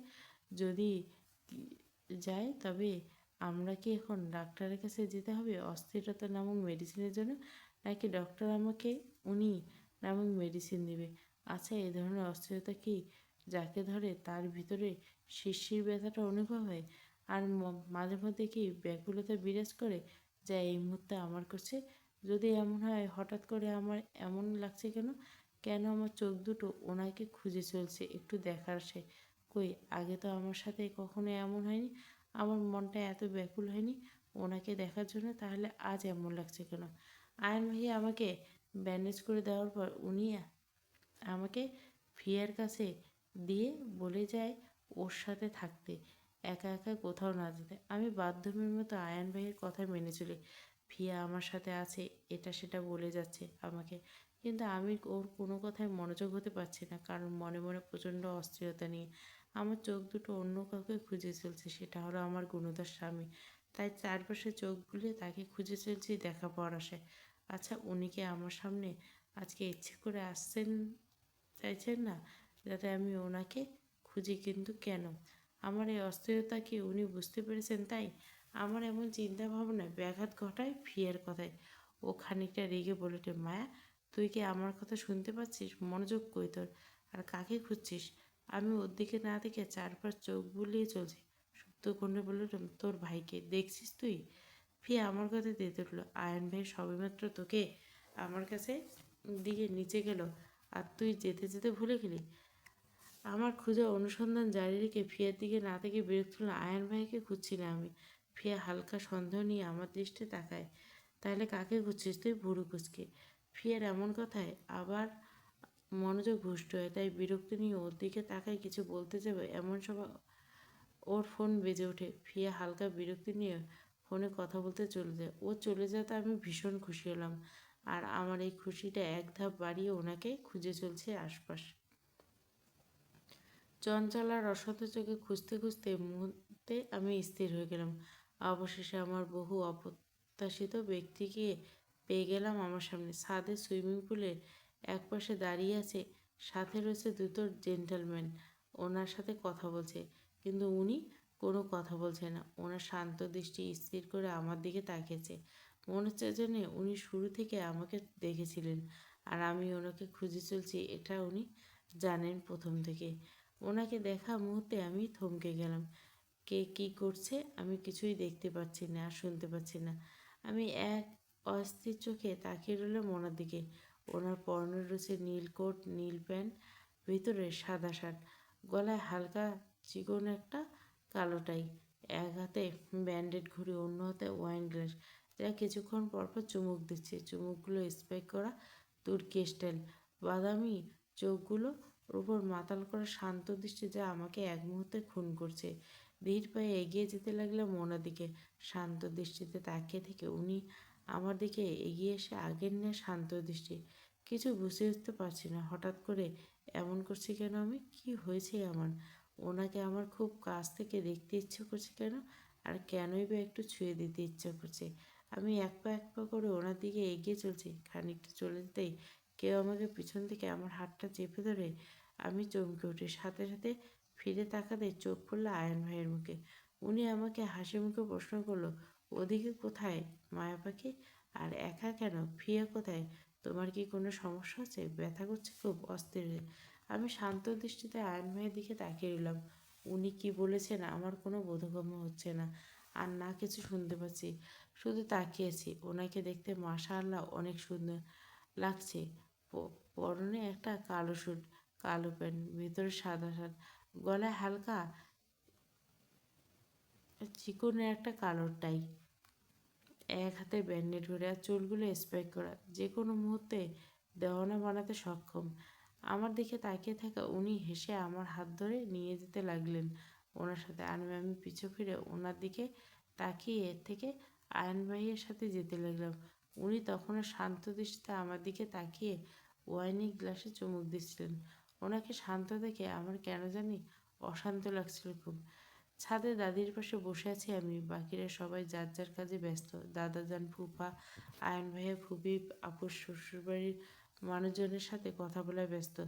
ফিয়া সেলফি তোলায়, দাদি মেহমানদের সাথে কথা বলে ব্যস্ত, আর আমি মাথা নিচু করে বসে আছি। কিছু ভালো লাগছে না আমার তাই।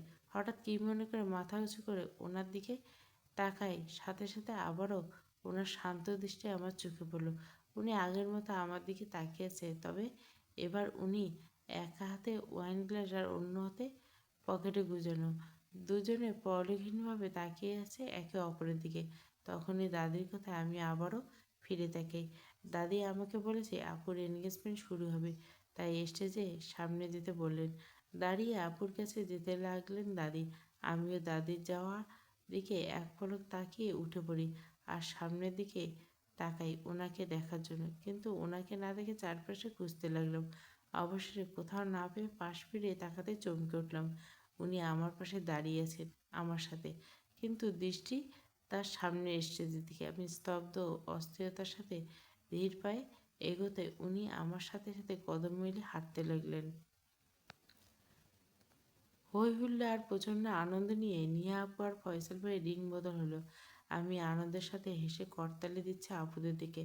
আমার সাথে রয়েছে ফিয়া আর দাদি, তারাও আমার সাথে করতালিতে বেজে উঠছে। ফিয়া সিটি বাজাতে বাজাতে স্টেজের দিকে যায়। আপু আর ফয়সাল ভাইয়া দুজনে মিলে সাদা মধ্যে পড়েছে।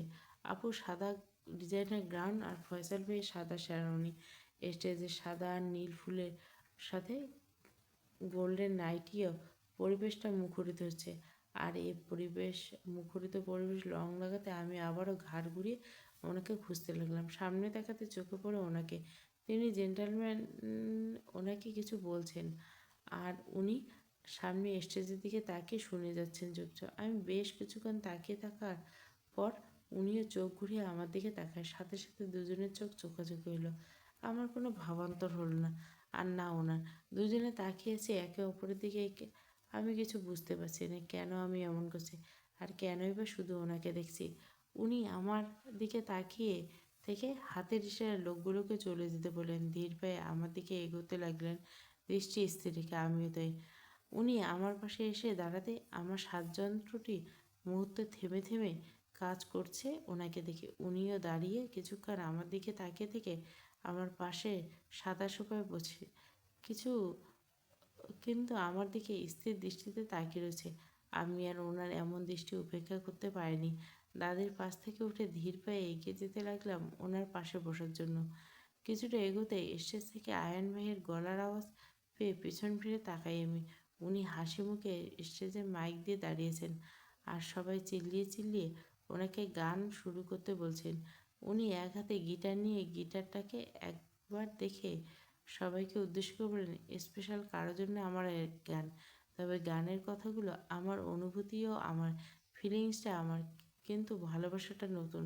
আর এই ভালোবাসার মানুষটার রঙে রাঙাতে আজকে থাকে তাকে নিয়ে এই গান। আশা করি তার কাছে আমার এই গানটা ভালো লাগবে। পাশ থেকে সবাই হয়ে উঠল। আমি ঠায় দাঁড়িয়েছি এক জায়গায়, আর আয়ান ভাইয়ের দিকে তাকিয়ে। তখনই উনি মিষ্টি এসে গিটার বাজিয়ে গান শুরু করলো। সারা রাত ভোর চোখের ভিতর মাথা তুলে এদিক ওদিক কাউকে খুঁজতে লাগলো। তুমি দেখা দিলে তাই মনে জাগে প্রেম কল্পনা। আমার দিকে তাকিয়ে গিটার হাতে নিয়ে গান গাইতে এগিয়ে আসছে। আমি তোমার হতে চাই, এটা মিথ্যে কোনো গল্প নয়। আমার সামনে এসে মিষ্টি হেসে হালকা ঝুঁকে ইশারা করে লাইনটা গাওয়া। ছুঁয়েছি হৃদয় তোমারই প্রেমে আরবির মেঘে। এক হাত বুকে নিয়ে সোজা দাঁড়িয়ে। তুমি আছো ভাবনাতে পুরোটা, একটু না। আমি তোমার হতে চাই, মিথ্যে কোনো গল্প নেই। বুকে হাত দিয়ে পিছিয়ে যেতে দিতে আর মাথা দিয়ে আমাকে ইশারা করে।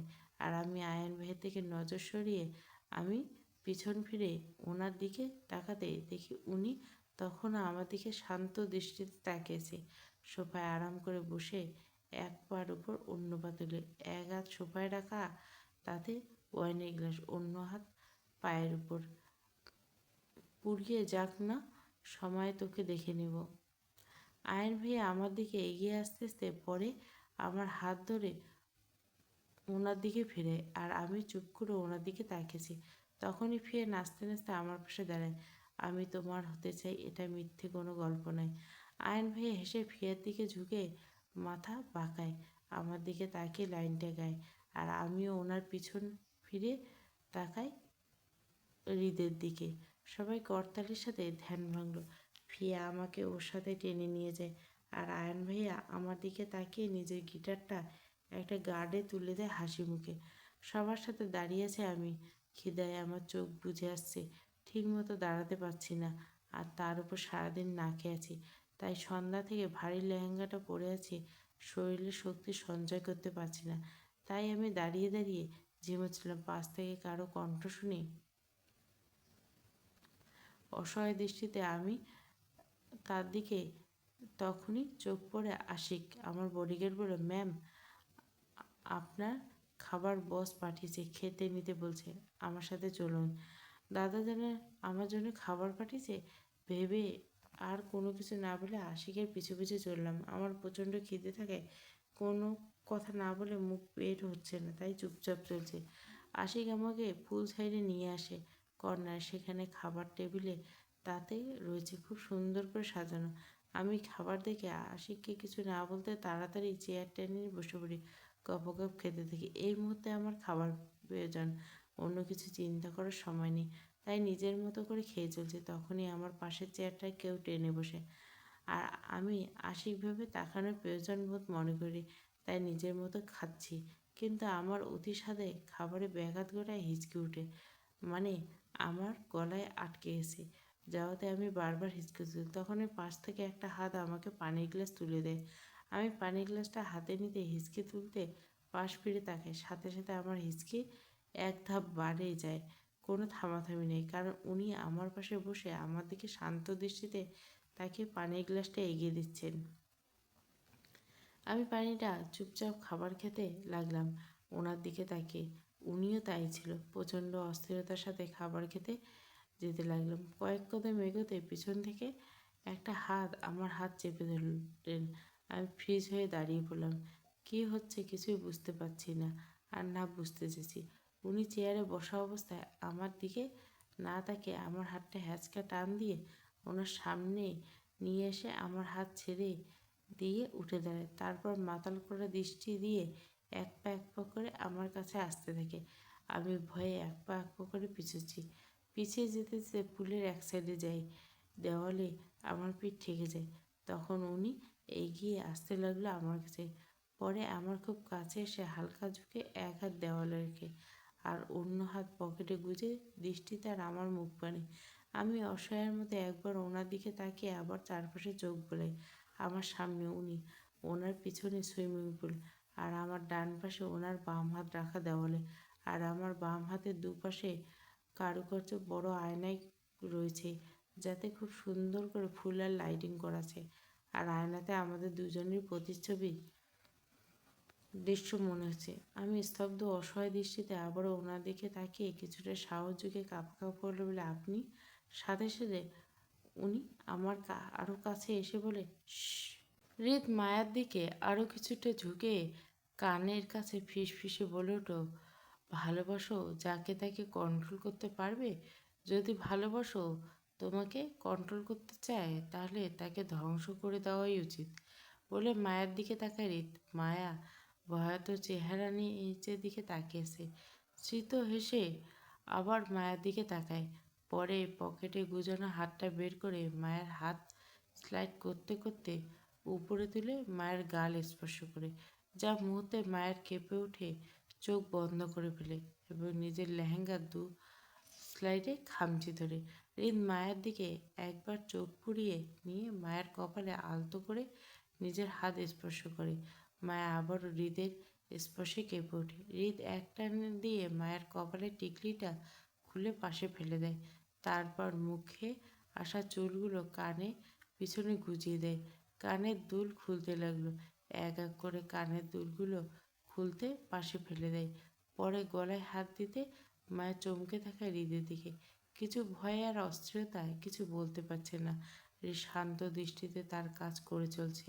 সে মায়ের গলার হাতটা বের করে আনার জন্য উঁচু করে পিছনে নিতে মায়ের চুলের মধ্যে আটকে যায়। মায়ের চোখ মুখ শক্ত করে রেখে হালকা শব্দ বের হয়ে যায় মুখ কুঁচকে। হৃদ থামে, কপাল কুঁচকে মায়ের দিকে তাকায়। তার এই শব্দটা মোটেও পছন্দ হয়নি, তাই সাথে সাথে হাতটা টান দিয়ে চিরে ফেলে দেয়।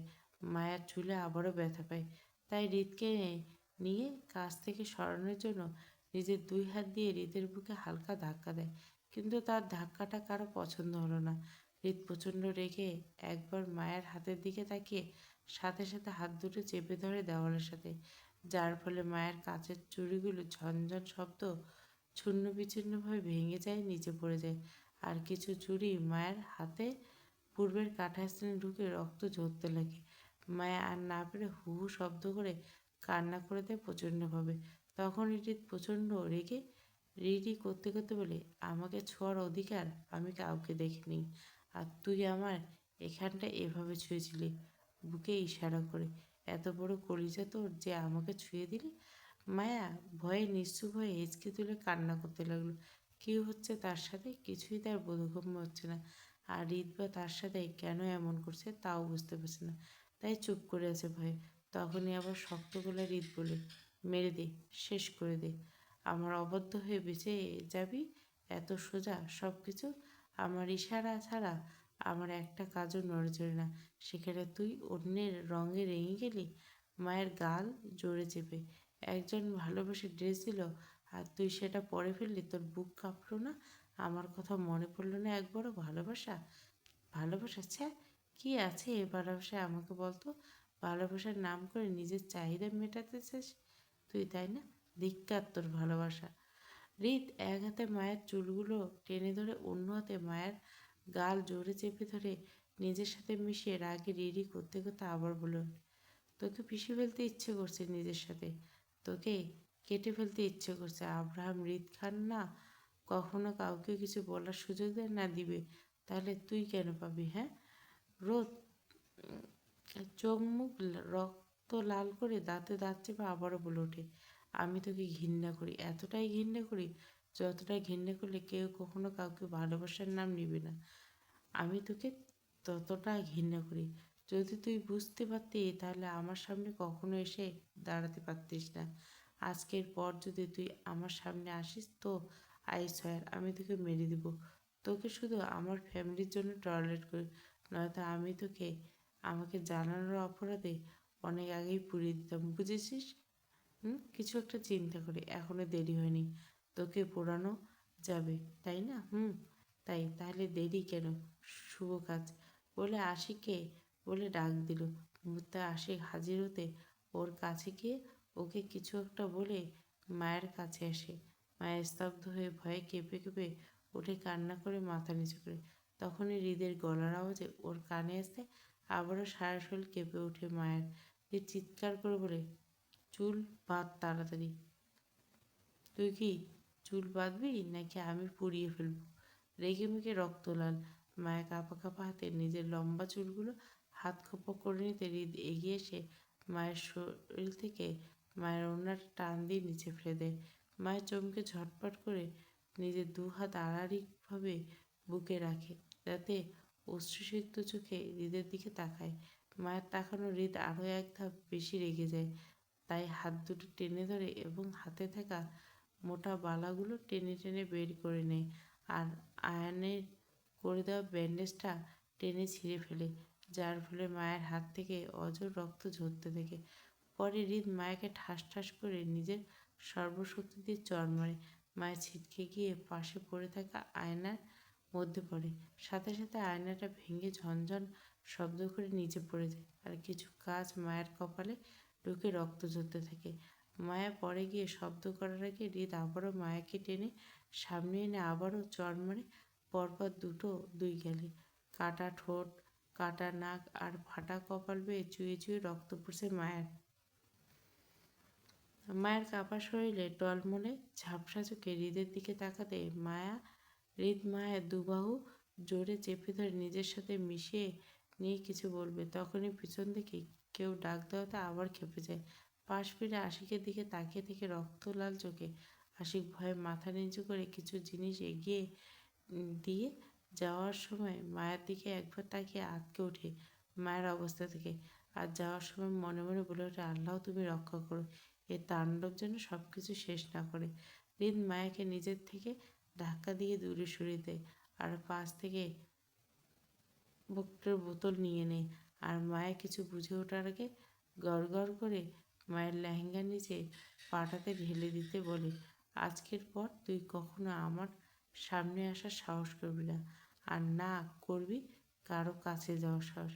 মায়া ঢুলতে ঢুলতে ঝাপসা চোখে হৃদের দিকে তাকানোর চেষ্টা করে, কাঁপা কাঁপা এক হাত বাড়িয়ে কাঁপা কাঁপা বলে অদ্ভুত সুরে কিছু বলতে চাইছে, কিন্তু তা বলার শক্তি সঞ্চয় করতে পারছে না।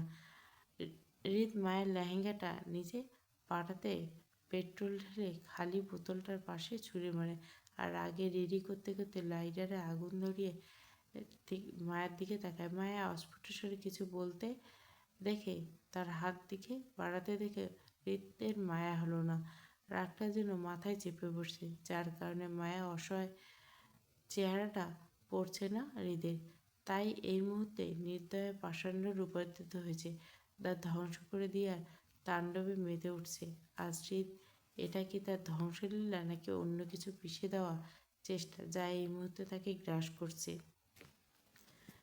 হৃদ স্বতঃস্ফূর্তের সাথে মায়ের উপর আগুন ছড়িয়ে পড়ে, সাথে সাথে মায়ের লেহেঙ্গা আগুন ছড়িয়ে পড়ে, আর দাউ দাউ করে জ্বলে ওঠে আগুন। নেটে লেহেঙ্গা হয় মিনিটের মধ্যে আগুন লাগে মায়ের সারা কাপড়ে ছড়িয়ে পড়ে। আগুনের তাপে আর প্রচণ্ড ভয়ে মায়ের সর্বশক্তি হারিয়ে ঢুলে পড়ে যেতে নিলে হৃদ কিছুটা অস্ফুট সুরে বলে ওঠে, আমি আর আপনার সামনে আসবো না, আপনাকে ভালোবেসে আমার পেটের মধ্যে রাখতে চাইবো না, তবু আমাকে পুরবেন না। বলে মায়া নিজস্ব শক্তি হারিয়ে ঢলে পড়ে যেতে সে আগুনের নিবে। তখন হৃদ মায়াকে দক্ষ হাতে কাছে টেনে সুইমিং পুলে ঝাঁপ দিয়ে আগুন নেভাতে। মায়াকে পানির ভেতর থেকে মাথাটা বের করে উপরে তুলে একবার তাকায়, সাথে মায়ের রক্তমাখা অসহায় এবং অক্ষণ তো চেহারাটা চোখে পড়ে। তারপর মায়ের সারা বডিতে চোখ বুলে। লেহেঙ্গার নিচে সম্পূর্ণ উপরে পাটটা আগুনে জ্বলে গেছে, কিন্তু নেটের নিচে পাটাটা কিছুটা পুড়ছে, যার ফলে পা দুটো পুড়ছে অনেক দূর পর্যন্ত। রিস সেসব পাত্তা না দিয়ে রাগে মায়াকে কোলে তুলে নেয়। পরে মায়াকে মায়ের রুমে শুয়ে দেখে ডাক্তারকে ফোন করে আসতে বলে চিৎকার করে মালাকে ডাকে। মালা বাড়ির কিচেনে দেখা তার দায়িত্ব ছিল বলে সে নিচে ছিল নিজের কাছে। হৃদের চিৎকার শুনে তড়িৎ গতিতে হৃদের রুমের দিকে যাওয়া দিলে হৃদ চিৎকার করে ডাক দেয়। এতে করে মালা হৃদের ডাক অনুসারে মায়ের রুমে এসে হাজির হয়, মাথা নিচু করে ভয়ে কাচুমুচু বলে, জি স্যার ডেকেছিলেন? হৃদ দাঁতে দাঁত চেপে মালাকে বলে, 10 মিনিট সময় দিলাম, 10 মিনিটের মধ্যে মায়ের ড্রেস চেঞ্জ করিয়ে বেরো তুই। মালা মাথা নেড়ে। হৃদ মায়ের রুমে ব্যালকনিতে চলে যায়। মালা ধীর পায়ে মায়ের দিকে এগোতে তাকাতে দেখে আঁতকে ওঠে মায়ের অবস্থা দেখে। সাথে সাথে দৌড়ে মায়াকে কিছু বলতে যাবে, তার আগে হৃদের কথা মনে পড়ে। কোনো শব্দ করলো না, কিন্তু নিজের চোখের পানি ধরে রাখতে পারল না, কারণ মালা মায়াকে অনেক ভালোবাসে। মায়া সবাইকে এত এত ভালোবাসা দিয়ে মাতিয়ে রেখেছে, সারা বাড়ির মায়ের দুষ্টুমিতে প্রাণফুল্ল হয়ে থাকে। আর তার খিলখিল করে হাসিতে তার পুরো খানবাড়ি হাসতে থাকে। আর তার এমন আদরের মায়ের সাথে এমন অবস্থা যেন কিছুতেই মেনে নিতে পারছে না মালা। তাই নিঃশব্দে কেঁদে কেঁদে মায়ের ড্রেস চেঞ্জ করিয়ে দিয়ে দ্রুততার সাথে বের হয়ে সবার উদ্দেশ্যে, কিন্তু মাঝপথে গিয়েও থেমে যায়, কারণ এখন কাউকে কিছু বলে মেয়ের এনগেজমেন্টে সমস্যা হবে। তাই কাউকে কিছু না বলে উল্টো পথে হেঁটে আবার মায়ের রুমে প্রবেশ করে। হাঁটে একপাশে চুপচাপ দাঁড়িয়ে। হৃদ রুমে আসতে হম্বতম্ব হয়ে দ্রুত গতিতে একজন বয়স্ক মহিলা ডাক্তার ঢুকে মায়ের রুমে। হৃদকে কিছু না বলে মাকে দ্রুততার সাথে দেখতে থাকে, আর সাথে সাথে প্রশ্ন করে, কে মেরেছে ওকে? বলে হৃদের দিকে তাকায়। মহিলাটির এমন প্রশ্নে কপাল কুঁচকে বিরক্তি নিয়ে তাকাতে মহিলা বলে, ডক্টর ভয়ে থমথম করলো। আসলে প্রচণ্ড ভয়ে আর গভীর আঘাতে জ্ঞান হারিয়েছে। আমি ঘুমের ইঞ্জেকশন দিচ্ছি, আজকে আর উঠবে না, সাথে কিছু মেডিসিনও লিখে দিচ্ছে। কপালে আঘাতটা বেশি পেয়েছে, তাই সুস্থ হতে একটু সময় লাগবে। হাতে পায়ে ব্যান্ডেজ করে দিচ্ছে, কিন্তু মায়া পড়ল কীভাবে? কাজ শেষ? না গো, আসি ওনাকে নিচে নিয়ে যা। এই মুহূর্তে হৃদের আবারও রাগ উঠছে। রাগটা যেন কিছুতেই কমাতে পারছে না। ও কিছু ভেঙে গুঁড়িয়ে আবার গড়ে তোলার ইচ্ছে করেছে হৃদের, কিন্তু সেটা কি? কি আবার ধ্বংস করতে চেয়েছে? ও কাকে নিজের রাগের স্বীকার করতে চায়? সেটা কি মায়া নাকি অন্য কেউ? জানে নেই হৃদে, শুধু জানে এই মুহূর্তে তার ভয়ঙ্কর কিছু করতে ইচ্ছে করছে, সব কিছু ধ্বংস করে ইচ্ছে করতে দিচ্ছে।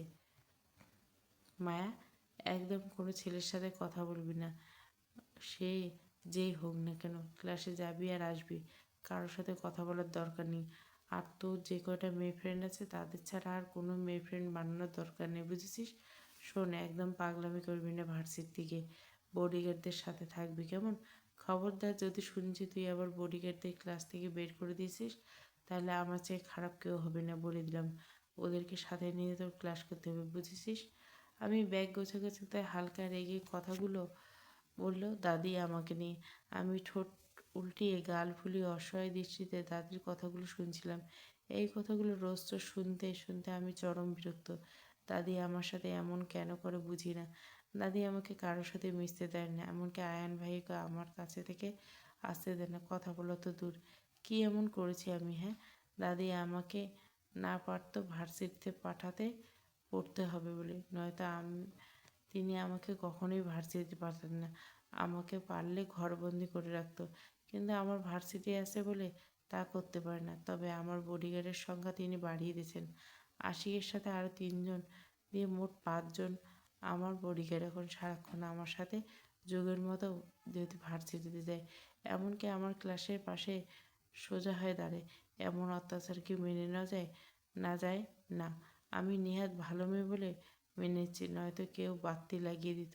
আমার মতো ভালো মেয়ে খুঁজে পাবে না।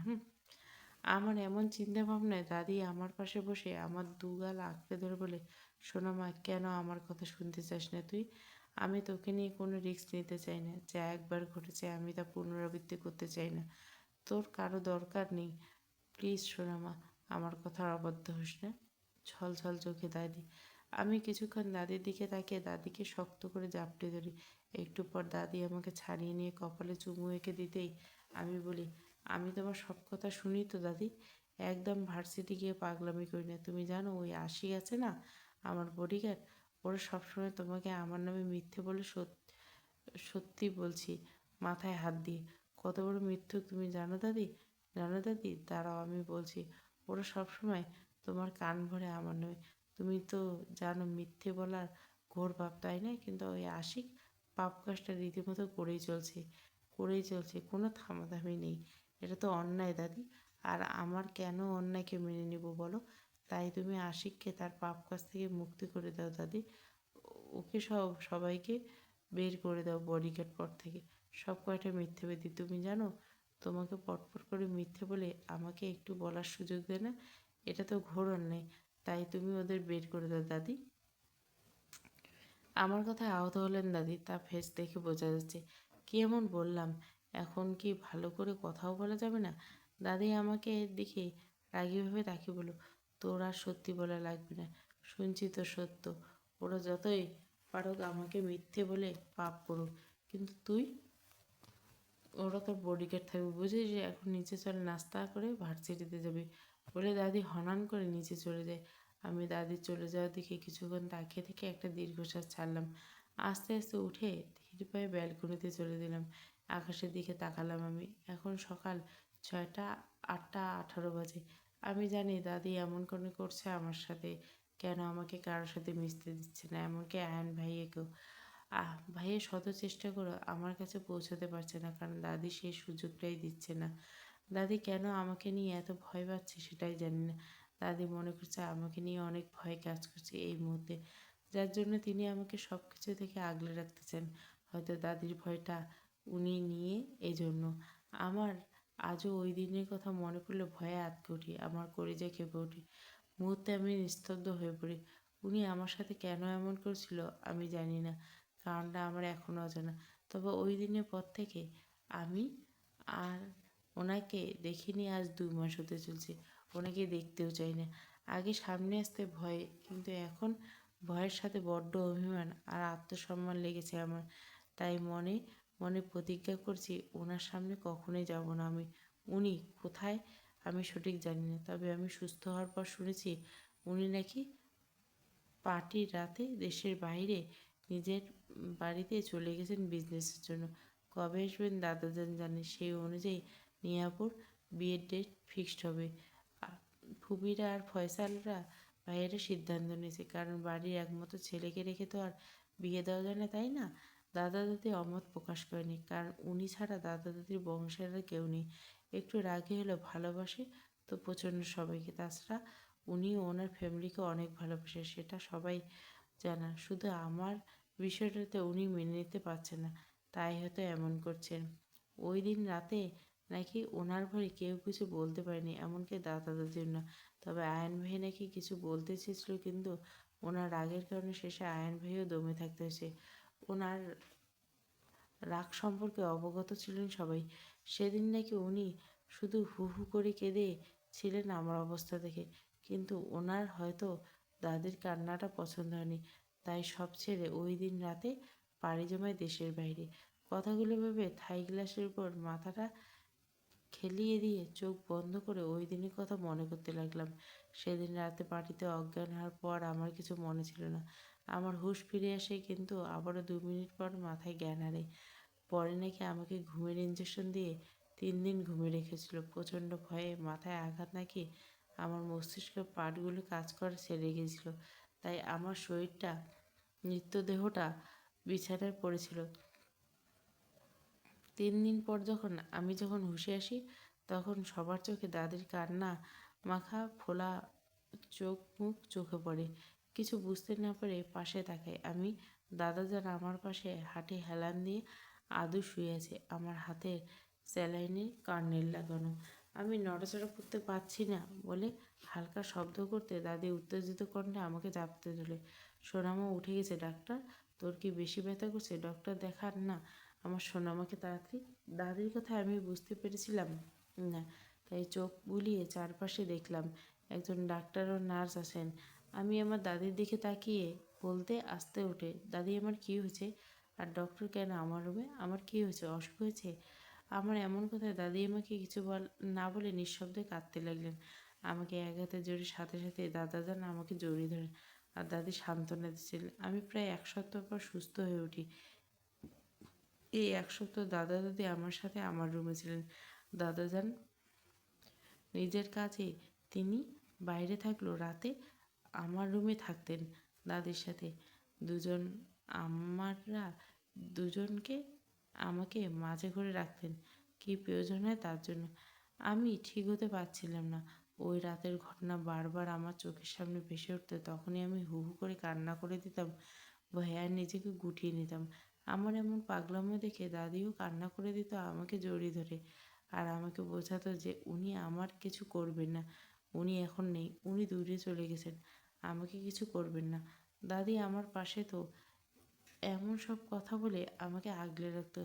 আমি প্রচণ্ড মানসিক ডিপ্রেশনে ভুগছিলাম।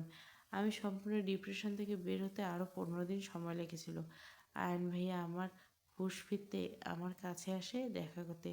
তাকে দেখে আমি আঁতকে উঠেছিলাম, কেমন চোখ ফোলা ফোলা লাগছিল, আমার বড্ড অজ্ঞা ছিল।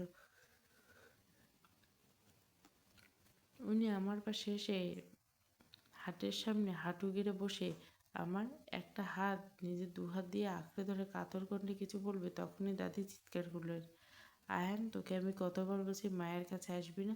আমি তোদের 2 ভাইয়ের কাউকে মায়ের কাছে দেখতে চাই না। আমি মায়ের কাছে কোনো ছেলেকেই দেখতে চাই না।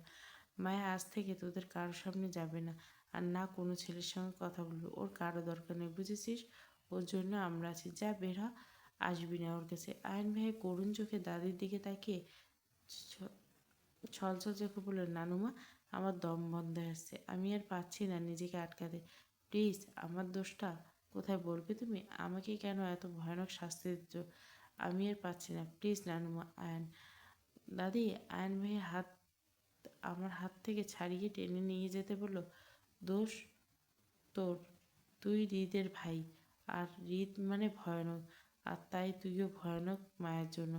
আর আমি আমার সোনামার কাছে কোনো ভয়ানক কিছু ঘেঁষতে দিব না, তুইও না, বলে আয়ান ভাইয়া রুম থেকে বের করে দরজা লাগিয়ে দিল।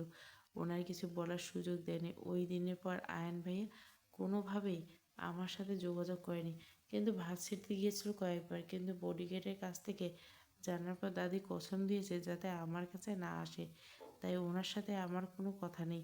কিন্তু যখন আমার সামনে পড়ে যায় তখন কেমন কাতর দৃষ্টিতে তাকিয়ে থেকে চলে যায় নিজের রুমে। দাদির আওয়াজের ভাবনার জগৎ থেকে বের হয়ে নিচে যাওয়ার জন্য প্রস্থান করছিলাম, আর মনে মনে একটাই কথা ঠিক করেছিলাম, অনেক হয়েছে বোঝাপড়া, এখন হবে বাস্তবতা। সে যা চায় তাই হবে। আমি এর শেষ দেখতে চাই। মরে যাবো তবুও ওনার সামনে যাব না। এটাই নিজের সাথে নিজের প্রতিজ্ঞা। আর আমার নতুন ফ্রেন্ড নিতুর সাথে ফ্রেন্ডশিপটা হুট করে হয়ে গেছে কোনো কারণ ছাড়া, তবে মাঝে মাঝে একটু অন্যরকম ব্যবহার করলো এমনিতে অনেক ভালো। ওদের সাথে বসে থাকতো, ওরা 3জন মিলে গল্প করছে আর আমি শুধু বসে আছি, কারণ মাথায় আমার অন্য চিন্তা, আর এই চিন্তা দূর করার জন্য ঘাড় ঘুরিয়ে বডিগার্ডের দিকে তাকায় আশিকের উদ্দেশ্যে, কারণ আমার এত এত চিন্তার মূল হলো আশিক। কিন্তু এই মুহূর্তে আশিক ছাড়া বাকি 4জনকে দেখে ভুরু কুঁচকে এলো আমার।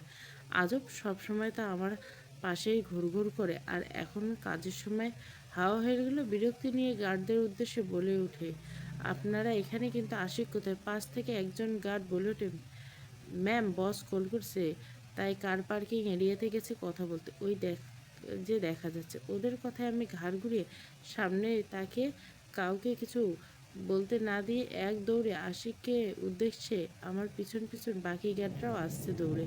আমি দৌড়াচ্ছি আমার কাজে, আর ওদের সাথে দৌড় দিতে হবে নাকি? আজব, এরা এরা মূল্য মানুষ হবে, এটা নিশ্চিত। দৌড়ে আশিককে পেছনে দাঁড়িয়ে হাঁপাতে হাঁপাতে বললাম, আশিক ভাইয়া। আমার এমন ডাকে আশিক চমকে উঠে সাথে সাথে পেছন ফিরে তাকায় আমার দিকে। কানে তারা ফোন চেপে ধরে রেখেছে, হয়তো কারোর সাথে কথা বলছে। আমার এমন ভাইয়া ডাক শুনে আসতে চমকে চোখ দুটো বড় বড় ডিমের মতো করে আশেপাশে তাকিয়ে সবার সামনের দিকে তাকায়। পরে আমাকে বিনিময় সুরে আমতা আমতা করে বলে, ইয়েস ম্যাম, কাকে বলছেন? আমি মিষ্টি হেসে আশিকের সামনে থেকে গিয়ে পিছিয়ে কাঠটার মধ্যে বসে পড়লাম, দুপা ঝুলিয়ে। আমি বসতে আশিক আমার দিকে ফিরে তাকায়, চোখে মুখে একরাশ প্রশ্নের ঝুড়ি। হয়তো বোঝার চেষ্টা করছে আমি কি করতে বা বলতে চাইছি। আমি ওর মনের ভাবটা বুঝে তাই একটু নড়ে বসে উঠলাম। তোমার সাথে ডিল করতে এসেছি, আর ডিলটা পরে শুনবে, কিন্তু তুমি আমার নামে দাদা দাদিকে নালিশ করবে না, আর সবসময় বলবে মায়া ম্যাম গুড গার্ল, ঠিক আছে? সরি ম্যাম, আমি পারবো না, এটা আমার কাজ। আর কিসের ডিল আশিক? তোমার গপকে খুঁজে দেব প্রেম করার জন্য, সবাই যেমন ওই প্রেম করিয়ে দেব, শুধু তুমি আমার কাজ করে দিবে, তাহলে হবে। আমার কথা আবার আশিক বলে উঠল, আমি প্রেম করব না, আর আমি বা বাকিরা কেউ আপনাকে সাহায্য করতে পারবে না ম্যাম। আশিকের কথায় তেলে বেগুনে উঠলাম। প্রেম করবে না মানে? প্রেম তো তোমাকেই করতে হবে, নয়তো মানুষ কি বলবে যে মায়া আর পাতানো ভাই প্রেম করে না? ছ্যা, আর কি লজ্জা! আর রইলে আমাকে সাহায্য করা, তো তোমাদের কাউকে করতে হবে না, আমি নিজেই নিজে সাহায্য করব, তোমরা শুধু চুপচাপ থাকবে। আশিক অবাক হওয়া শুরু বলল, ম্যাম, আমি আপনার ভাই কখন হলাম? আমি স্বাভাবিকভাবে বলি, কিছুক্ষণ আগে যখন আমি তোমাকে ভাইয়া বলে ডাকলাম তখন তুমি আমার পাতানো ভাই হয়ে গেলে, তাই এখন থেকে আমার সব কথা তোমাকে শুনতে হবে আর মানতে হবে, কারণ ভাইরা শুধু বোনদের না করে না, তাই তুমি না করতে পারবে না। তুমি জানো আমি একটা সলিড প্ল্যান করেছি পালানোর জন্য।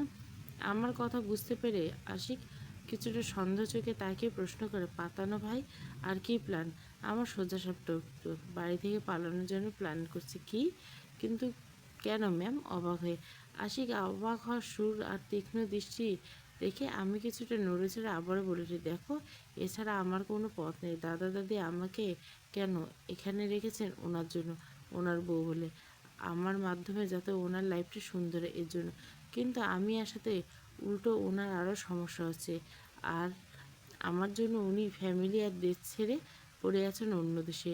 আমার জন্য নিজের পরিবারের সাথে রাগ করে আছেন, এটা আমি কিভাবে মেনে নিব? আমি প্রথমে চেয়েছিলাম আমি পাশে থেকে ওনার পছন্দের মানুষের সাথে বিয়ে দিতে, কিন্তু উনি আমাকে এতটাই ঘৃণা করেন যে উনি আমার মুখটা দেখতে চান না, তাই আমি থেকে কিছু করতে পারবো না। আমি চলে গেলে উনি নিজের ঠিক হয়ে যাবে, পরিবারের কাছে ফিরে আসবে। আমার জন্য কেউ কেন উনি পরিবার থেকে ছেড়ে থাকবেন? থাকতে হলে আমি থাকবো, আমি তো উড়ে এসে জুড়ে বসেছি ওনার কপালে। আর রইল আমার কথা, তাহলে দেখো, আমি দাদাজানের টাকা আর সময় শুধু শুধু খরচ করছি, কারণ এগুলো আমার জন্য না, ওনার বউয়ের জন্য। তাহলে আমি কেন মাঝখান থেকে ভোগ করব? এটা তো অন্যায় না? দাদা দাদি ভালোবাসে তো ওনার বউ এজন্য, তাই না? যেটা আমি মাঝখান থেকে দখল করে নিয়েছি, যেটা আমার না হলেও আমি কিভাবে নিই। তাই আমি একটা সলিড প্ল্যান করছি বাসা থেকে পালানোর। কোথায় যাব, কবে যাব তা তোমাদের কাউকে বলবো না, শুধু যাব সেটা বললাম, কারণ তোমাদের জন্য যাতে সমস্যা না হয় আমার। আমার এমন কথায় মুহূর্তে আশিকের চেহারা ভয়ের ছাপ ফুটে উঠল। একবার আমার দিকে তো একবার নিজের ফোনের দিকে তাকাচ্ছে। পরে বিড়বিড় করে বলে, সবসময় ভুল জায়গায় ভুলভাল কথা বলবে মেয়েটা। ফোনের দিকে তাকিয়ে আমি ভুরু কুচকে তাকাতে বলি, এই আমি? আশিক উচ্চস্বর, ম্যাম, আপনি কি শুনে হাঁটেন নাকি? আপনার শুনি আপনার পিছনে হাঁটে কুনি। আপনাদের কি পারিবারিক সম্পর্ক আছে বিপদের সাথে? না মানে আপনি আবার নিজের বিপদ নিজেই ডেকে আনলেন, তাই আর বললাম আর কি। বলে আসি ভয়ে ভয়ে হাতে থাকা ফোনটা কানে ধরতে মুহূর্তে ঘামতে লাগলো, আর ভয়ে ভয়ে বললো, ইয়েস বস, নো বস, ওকে বস, ঠিক আছে বস, তাই হবে বস, বলে কল কেটে হাফ ছেড়ে বাঁচে। আর আমার উদ্দেশ্য বললে, সরি ম্যাম। আশিকের কথায় আমি কিছু বুঝতে না পারলেও আশিকের দিকে তাকিয়ে কিছু বলতে যাব, তখনই কারো নাকে পাশ ফিরে তাকায়, সাথে সাথে চমকে দেখে অয়ন ভাইয়া আমাদের ভার্সিটিতে। অয়ন ভাইয়া আমাকে কিছু বলতে না দিয়ে আমাকে টেনে গাড়ির উপর থেকে নিচে নামায়, আর হাসিমুখে বলে, মায়া পাখি, আজ আমি অনেক হ্যাপি। নানুমা আমাকে তোমার কাছে আসার পারমিশন দিয়েছে, তোমার সাথে কথা বলতে পারবো, তোমাকে দেখতে পাবো, তোমার সাথে। ওনার হঠাৎ থেমে যাওয়া কপাল কুঁচকে এলো।